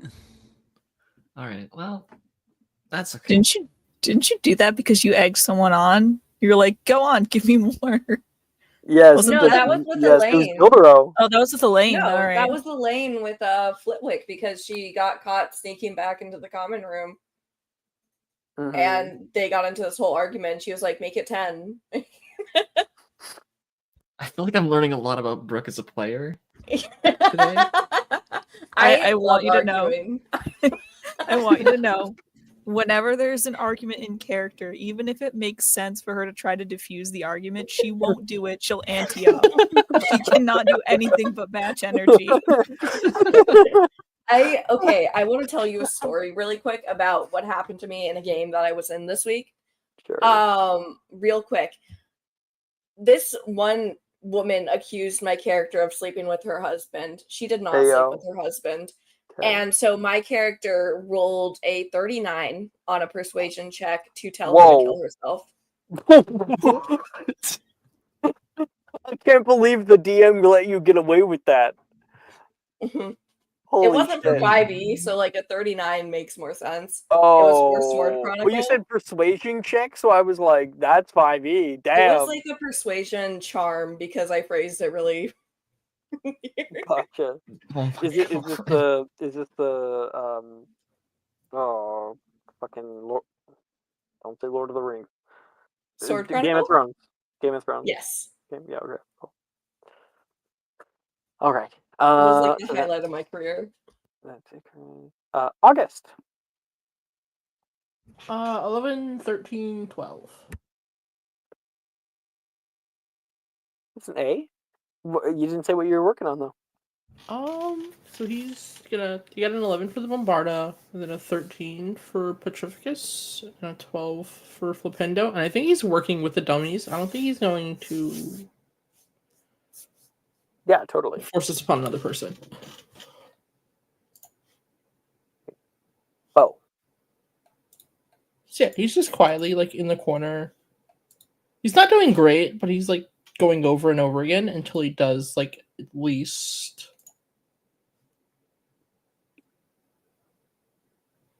succeed, I'll say.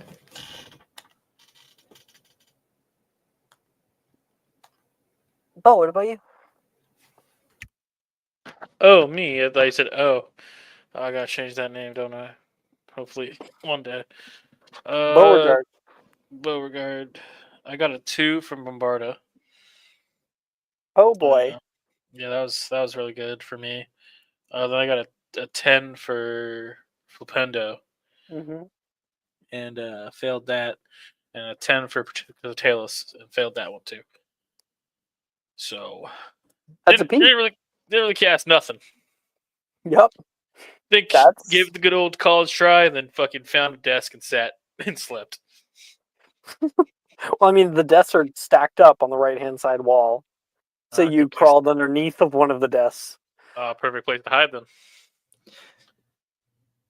Hey, Alex, quick question. Yeah. What grade did Tristan get? I don't think you said. An O. Cool. Morgan, you're last. Okay, so I'll go from lowest to highest. I have an 11 for Petrificus Totalis.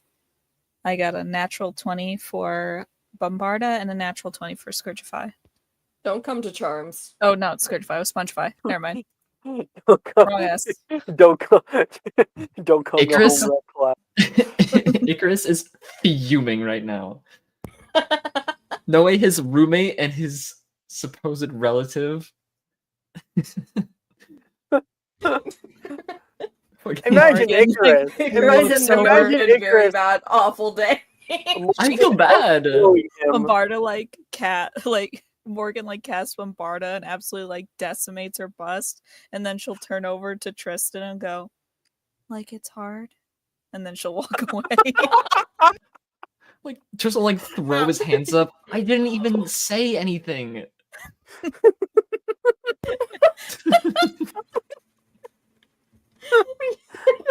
She had a vision of Legally Blonde. She had a vision like it's one of those like those TikToks where they managed to like condense the entire B movie into one video. It's that, but it's Legally Blonde, and like she just came back, and then she turned to Tristan, said a quote, and walked away. Tristan's like, what did I do? Oh, They haven't talked since like the train, by the way. yeah. No. It's just the vibes. Mind you, Alright. this is our first impression of Morgan. This is also our first day or our second day, I guess. Well, did you see what I named this episode? I literally renamed true. it. First. First impressions. Yeah. Oh my god. Okay. Well, we have a little bit of time left, so I turn the time over to you guys. You guys are in DADA class. Bills are flying. Students are trying out different things. Professor Rojas is coming by and helping people. What do you think?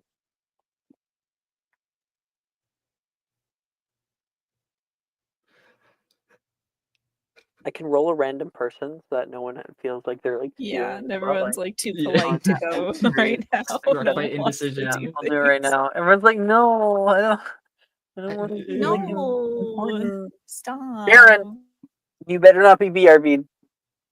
No, I actually gotta go to bed because I got drill tomorrow morning and I gotta Oh. drive. So Okay, well that's better. Yeah, okay. Have a good night, Sikrin. When you weren't here, we called her name multiple times. I fought for Sorry. you to have more time. I'm so So, sorry. It's okay. We love you. I kept getting called away. I'm sorry. Y'all have a Night-night. good night. Alright. Good night. Okay, re-rolling. What Oh wait, did no, I miss? that's the wrong dice. Then I need to roll a d6. Oh, I missed something. Doop, doop, doop. Tristan, take it away. No, I didn't want to Yep, go first. You have to. Should I start after Bombarda or Yeah. You Okay. can start whenever you want. It's your team. I think Tristan would go to practice on the dummies because he doesn't really feel like he wants to practice with anyone quite yet. And coincidentally, August is also there practicing. Yeah, I would say Tristan kind of stands a decent distance away from August, who kind of beat him to the dummies. But there's an extra one, and Tristan tries to put his energy into Flipendo and sends it out, and the dummy kind of flies back into the wall and bounces off, and like the one of the arms kind of cracks off and falls to the floor with a clatter. He goes, "Huh, that wasn't too bad." August? You know No. how I do bet you that was just like a badly placed power outage because that does happen with Mara. I can't imagine her leaving the moment I call her name. Goodness gracious. Yeah, it was almost exactly. Yeah. Looks like Mara said she had to be up early tomorrow. Oh, so she was probably like taking off her headphones, like ready to leave. Yeah. Okay, that's fine. We could put someone else there. Whoopsies. Yeah. Who do you manifest, Maple? I don't know. Who do you manifest? You want to I don't roll like a making d23? decisions. Yes, I would love to. Just Brain. like bisexuals to never be able to make Hey. it. I don't know your sexuality. Hey, listen, Alex. Yeah, is it? Am I right though? Did I plead clock the it? fifth. I plead the fifth. Leave me alone. That's a 17. 17. 1 second. Okay. Let's see. Need to go to art.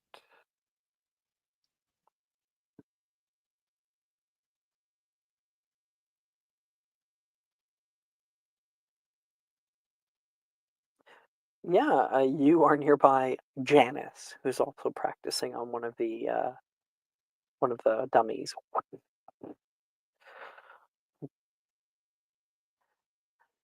I think he overhearing you kind of say about this. Oh, how nice it must be to have natural talent.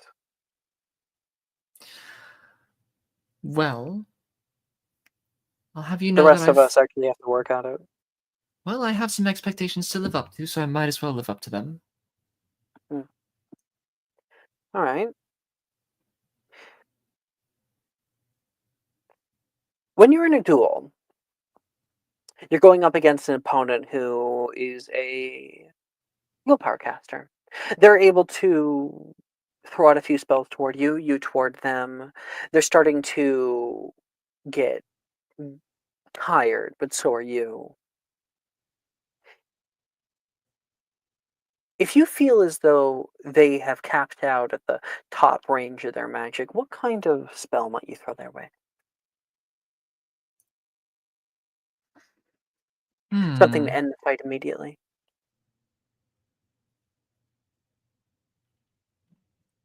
Oh, come on.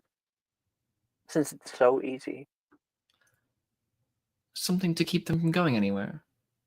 That they can't run. Like? Locomotor Mortis, perhaps. I have to quickly check that spell for a certain thing.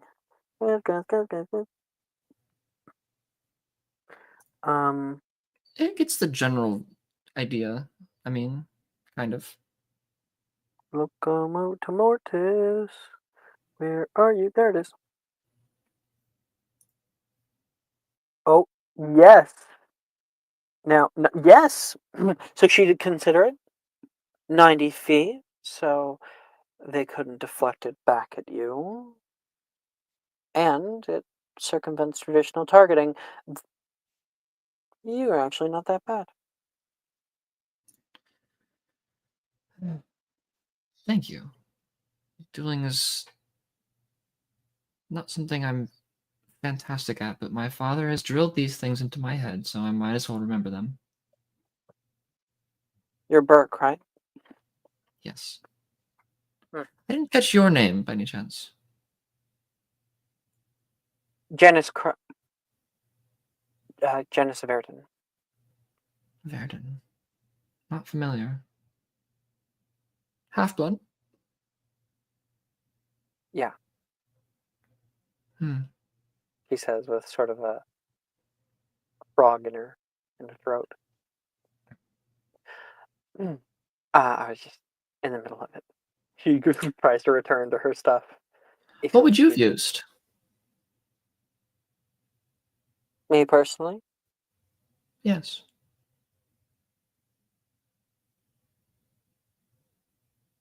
Confringo.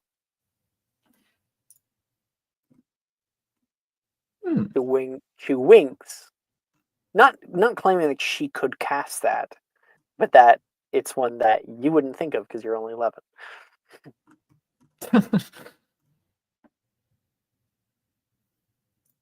Okay. Man,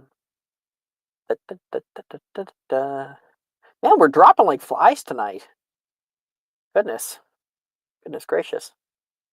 Okay, Bo, you're up.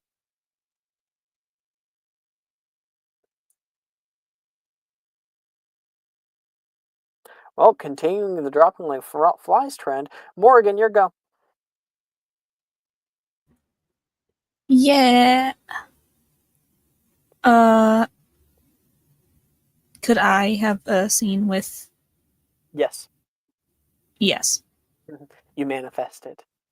I'm manifesting it. Honestly, like I think that's what we should refer to it as, because like I know it might feel a little bit weird for me to be like, who do you want to be there? But like it's just you manifesting. I make the scene, like it works. If it didn't work a certain way, I wouldn't ask, It's you manifesting your reality. Okay. One or the other, of course. Do you have a preference, first or second?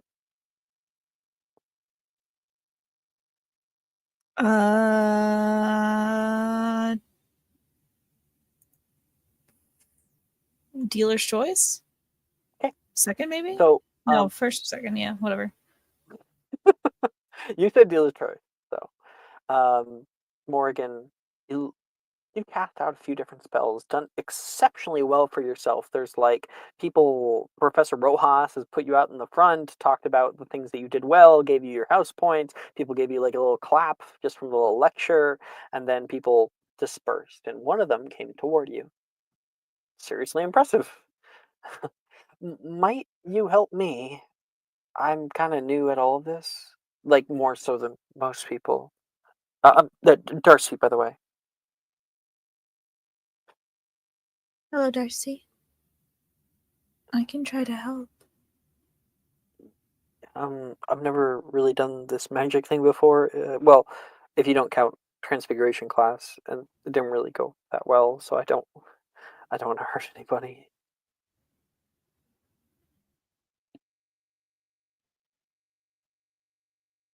Let me see what you're trying. Sure, sure. And she takes a step to the side and shows you. I've been trying Bombarda, but all I've been able to get is sparks. See? Bombarda. Bombarda. Bombarda. And it's just like little sparks coming out.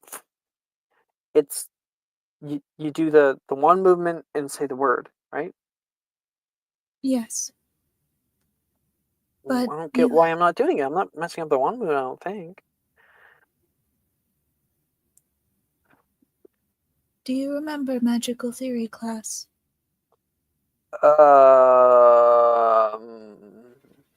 Let's say hypothetically, if I slept through that class, what would you say to me? How would you explain it?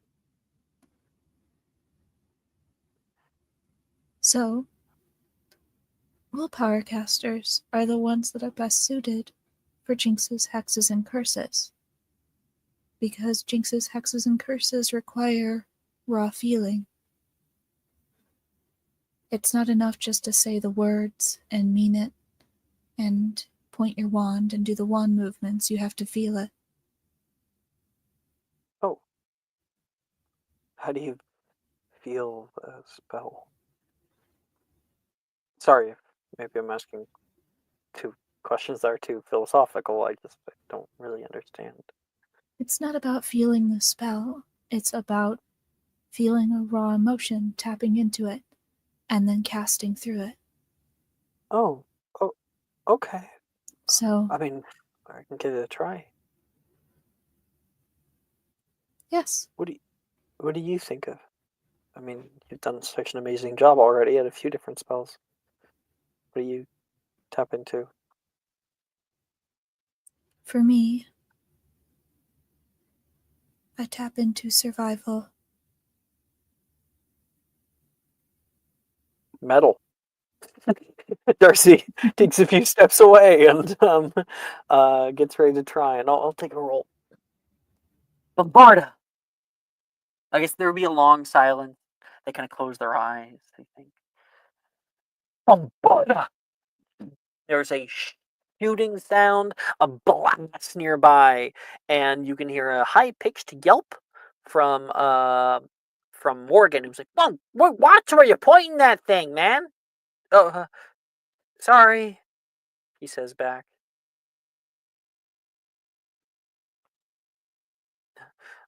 I did it. Congratulations. Pretty Very good. well, too. You're a pretty good mentor. You don't mind if I come and ask you for more tips later, do you? Not at all. They smile and go off to work. Bo, are you here? You called. I sure did. No shit. Would you like a scene? Yeah, I'll take a scene. All right. Do you have something to manifest, or are we gonna roll random, or what? There's two people I would like to talk to, but I'm also a very antisocial person. Well, yeah, exactly. It's manifesting it. So like either, if a character that was very happy-go-lucky wanting to manifest, I'd probably just be like, you go do it. But if someone like you manifested, then the universe shall make it happen. The universe makes What it are you happen. manifesting? All right, so there's two people that I would like to talk to me.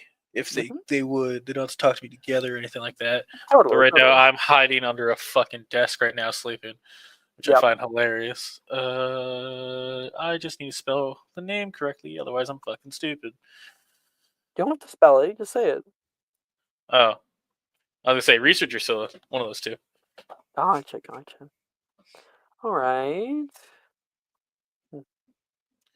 Manifest in my dreams, Okay. because this fucking class is hard. Well, you're laying here. I'm not sure how much sleep is really happening because the loud explosions that are happening from all around. But you like grab your headphones, put them in, and it starts to become muted with the sound of music. You have headphones, right? If I'm not mistaken on that. I do, and a cassette player. Yeah, I thought so. And It's a Walkman. you close your eyes, calm in that state for a little while, and then you feel the heft of a bag with something like really hard in it smash down directly onto your forehead, like because it was like thrown underneath of the desk. Boom. Oh, Oh my gosh! What are you doing down there? sleeping. You look up and can see Drusilla, like really worried. Are you okay?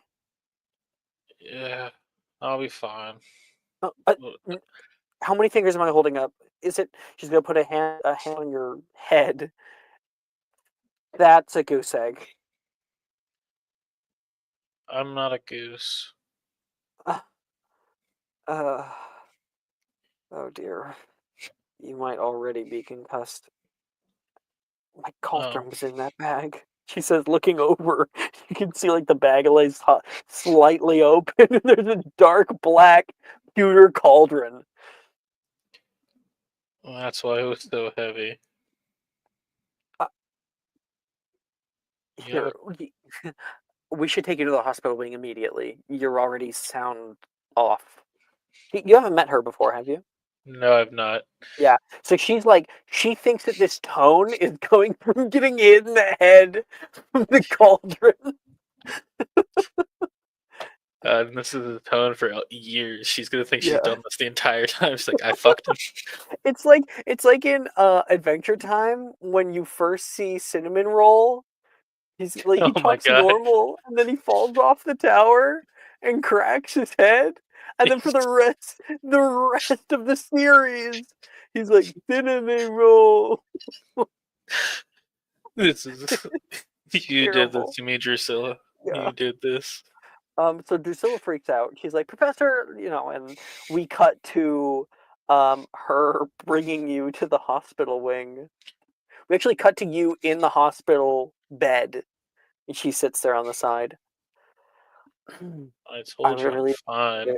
if you don't tell the teachers what happened. I mean, you shouldn't have been under there either. So guess we're both in the wrong. Strictly speaking, I'm not allowed to be taking my potions kit with me if I don't have potions class. You had a potions kit? Yeah, that's where the cauldron came from, Bonk, bonk, she says, bonking herself. Oh, golly me. I can't remember. I must have got hit in my head pretty hard in JJA class.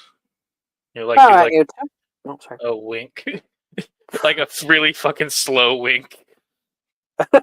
Which just ends up like being like a Actually, it's a blink. It's just a straight blink.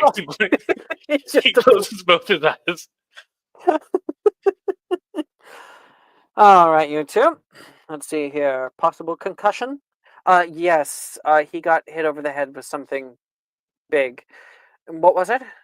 I'm not really sure. It was in DA. Oh. All right. I think it was a marble bust. Well, how should many set- times have I told Professor Rojas that she needs to be more careful with those things? Now, open your mouth. Say ah. See, I'm worried because there's nothing out of you. I'm working. Okay, look to the left. Look to your right. He works on Bo for a little while, and Drusilla like shrinks. After a little while, she's able to determine just fine to me. Gonna be a big bruise there tomorrow, though. That's for certain. I'll give you something to put on that ointment. Stops bruising for the most part. Only lasts for about 6 hours. Thanks. Not to worry. Not to worry. Oh, Professor, Madame, Madame Pomfrey. She says back because she doesn't know her. Madame Pomfrey. He's got this odd tone. I think it might be due to a concussion. Is he not concussed? Looks perfectly fine to me. Yeah, Professor. Never mind. How are you feeling, Bo? Oh, me? Just fine. I think I'm doing pretty good. Besides the big bump on my head. Not exactly how I prefer first impressions. You seem kind No, of cool, though. cool. You know, cool as a cucumber. You barely even flinched, which honestly I think is a red flag, but Yeah. but she's the healer. Yeah, I'm pretty used to taking bumps and falls and scrapes. I guess it's a quirk of mine. Probably taking too many bumps to the head. And Drusilla looks away and thinks about what she's done. Our scene can fade away. I was gonna shake my head like I'm. Did we already have the introduction? I don't think we actually introduced herself. I think she was like, "Oh my She god, you're introduced herself concussed." to you, but you didn't introduce yourself to her. Yeah. Yeah. So, Bo, Drew, and you guys shake hands. thanks for caring.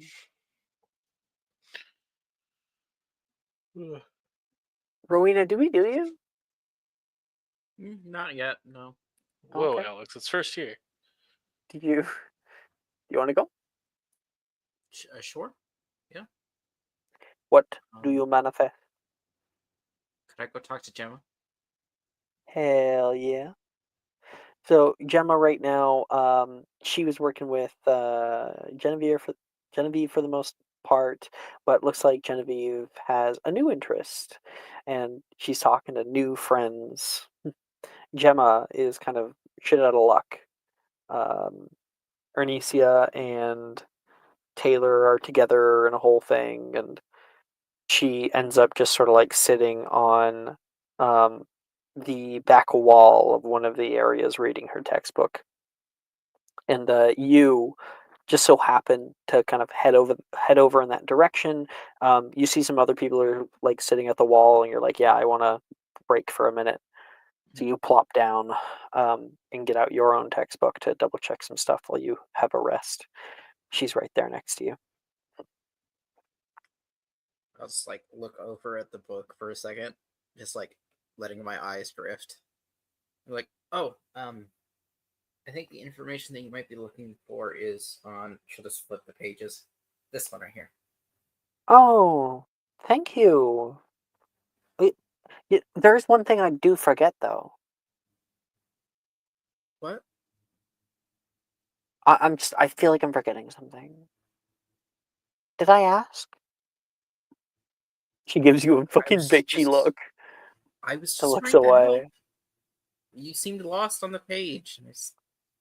I know how to go through a book. Okay. He looks you up and down. Everyone can read here, I'm assuming. Just wanted to Sorry. help. I think I'm just in a bit of a pissy mood. My friend's ditched me. She turns thought the you page angrily. I thought you were like cousins with her. Oh, well, yeah, she did too. Looking over at Saoirse, who's currently on the arm of like Reese or something. Well, I mean, it's school. They probably just want to meet new people. Yeah, but what about Which the old sucks people? for you. Sucks You for know what? you. We're just going to go off and make new friends at expense of the old ones? No, you bring the other friends along. That's how it works. That's what like Yeah. friendship is. Yeah. To be fair, I didn't know any of you when I got here, so I didn't have any old friends to drag along. I'm sorry, who are you? I'm joking. She totally would know who you are. You guys were on the train together. She like nods. She closes her book and just kind of places her head against the stone, looking around. Can you believe it? Believe what? So many great students this year. I don't think I'll be able to measure up. She looks shocked at that idea. Well, it's just like the first couple days. Maybe you're just having a rough time acclimating. First impressions are everything, Rowena. You should come to learn that quick sooner rather than later. Guess so. But Who you if I are would and be what if people I would think be about you honest, is solidified in the first 5 minutes of meeting you, if not the first 5 seconds. well, if people do that, I don't think they're very good people. Live in the world, Rowena. Good, I bad. am living in the world. I'm just if people aren't going to give you time to respect you, then necessarily you don't have to give it back to them. Ugh. And while I agree with that, some people you need their respect. You need that kind of influence. Do you want to live through your entire rest of Hogwarts life as a nobody? No one talks to, no one cares about? Hell no. I'm not saying you shouldn't put yourself out there. I'm putting myself out there. I'm talking to you, and you were really mean to me, and which is fine. Like I get it. It's just Yeah, well, you know you're not exactly the person I'm trying to woo. you're trying to woo Sorry, that was someone. mean too. She You're trying says, to looking woo down. someone, Like, network. like Network, romantically. Rowena. No, ew. Gross. Yeah, I thought so. That's more of an adult thing.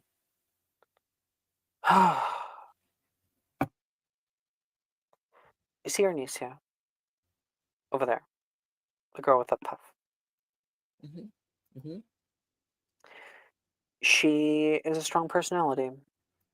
Very strong. She seems to be making friends very easily as I was able to, and she matches me pretty well. Honestly, I think she's going to be a great friend.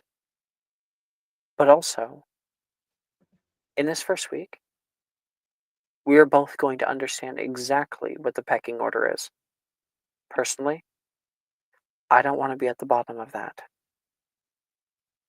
And that's determined right this week. Time's ticking.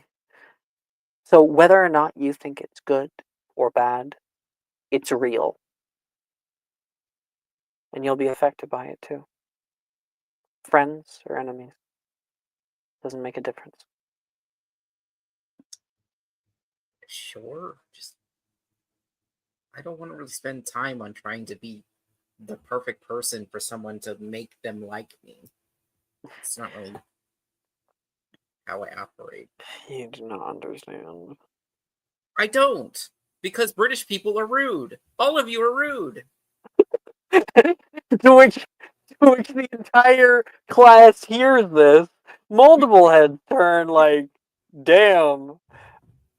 Gemma, like, half open mouth, just gets up and walks away because she does not want to be near you during this. Rojas stops as well.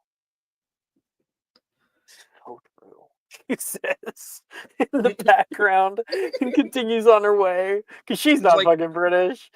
Just like gesture a little bit to Rojas, like, you get it. Yeah, she's like, I do. And everyone returns back to class slowly. Icarus. Hi. Hi. What do you manifest? So like I don't really have a scene. It's more of a like narration, right? Take it away, Because then. I'm a dramatic cunt. Take it away, please. Where would Nolan would be sitting off to the side, right? Yeah, like leaning on the wall. Yeah. He doesn't like crowds, so Uh-oh. he'd be at the edge. What? Hey, Chris is gonna I'm go not. beat the shit out of no one. You have advantage on the attack. I'm not gonna beat the shit out of Nolan. I just, Physically, at least. it's reminding me of when Ted was like, I don't know if Maple knows Ted, probably not. But he was like, that fucker can see. I know he can see, and Nolan was having none of it. Nolan tried to leave, and he's like, I punch him in the back of the head, and I'm like, great, roll to attack at advantage because he's blind. But And he's I thought he like, could see that. thank you. Exactly. But no, Ted just thanked me for the advantage. No. But Nolan can see though. That Right? fucker can see. He can't see. He's blind. Sorry. I thought Alex just hated Nolan, so it gave everyone advantage to hit him. That's funny. Brooke, please continue. I think towards the end of class, Icarus is getting kind of overwhelmed by so many good bombardas and everything. So he kind of scans the classroom, looks for like the place that he would go the most unnoticed, sees a blind kid, is like, ah yes. And will like very quietly kind of walk over and sit down, making sure that his steps are very light and very slowly sit into a crisscross. And if I just stand kind near of the vibe there. invalid child, maybe then no one will notice me. No. He'll just kind of sit there Yeah. and not really say anything, but just like, chill out, kind of vibe with Nolan so no one bothers him. No one bothers him? Oh, that's nice. Well, so that no one bothers Icarus because they think like, oh, he's hanging out with Nolan or something. And so they never come over. I like to think that he does notice you, like by sound. He doesn't say much. And you guys do just sort of chill. You vibe. It's like making cats get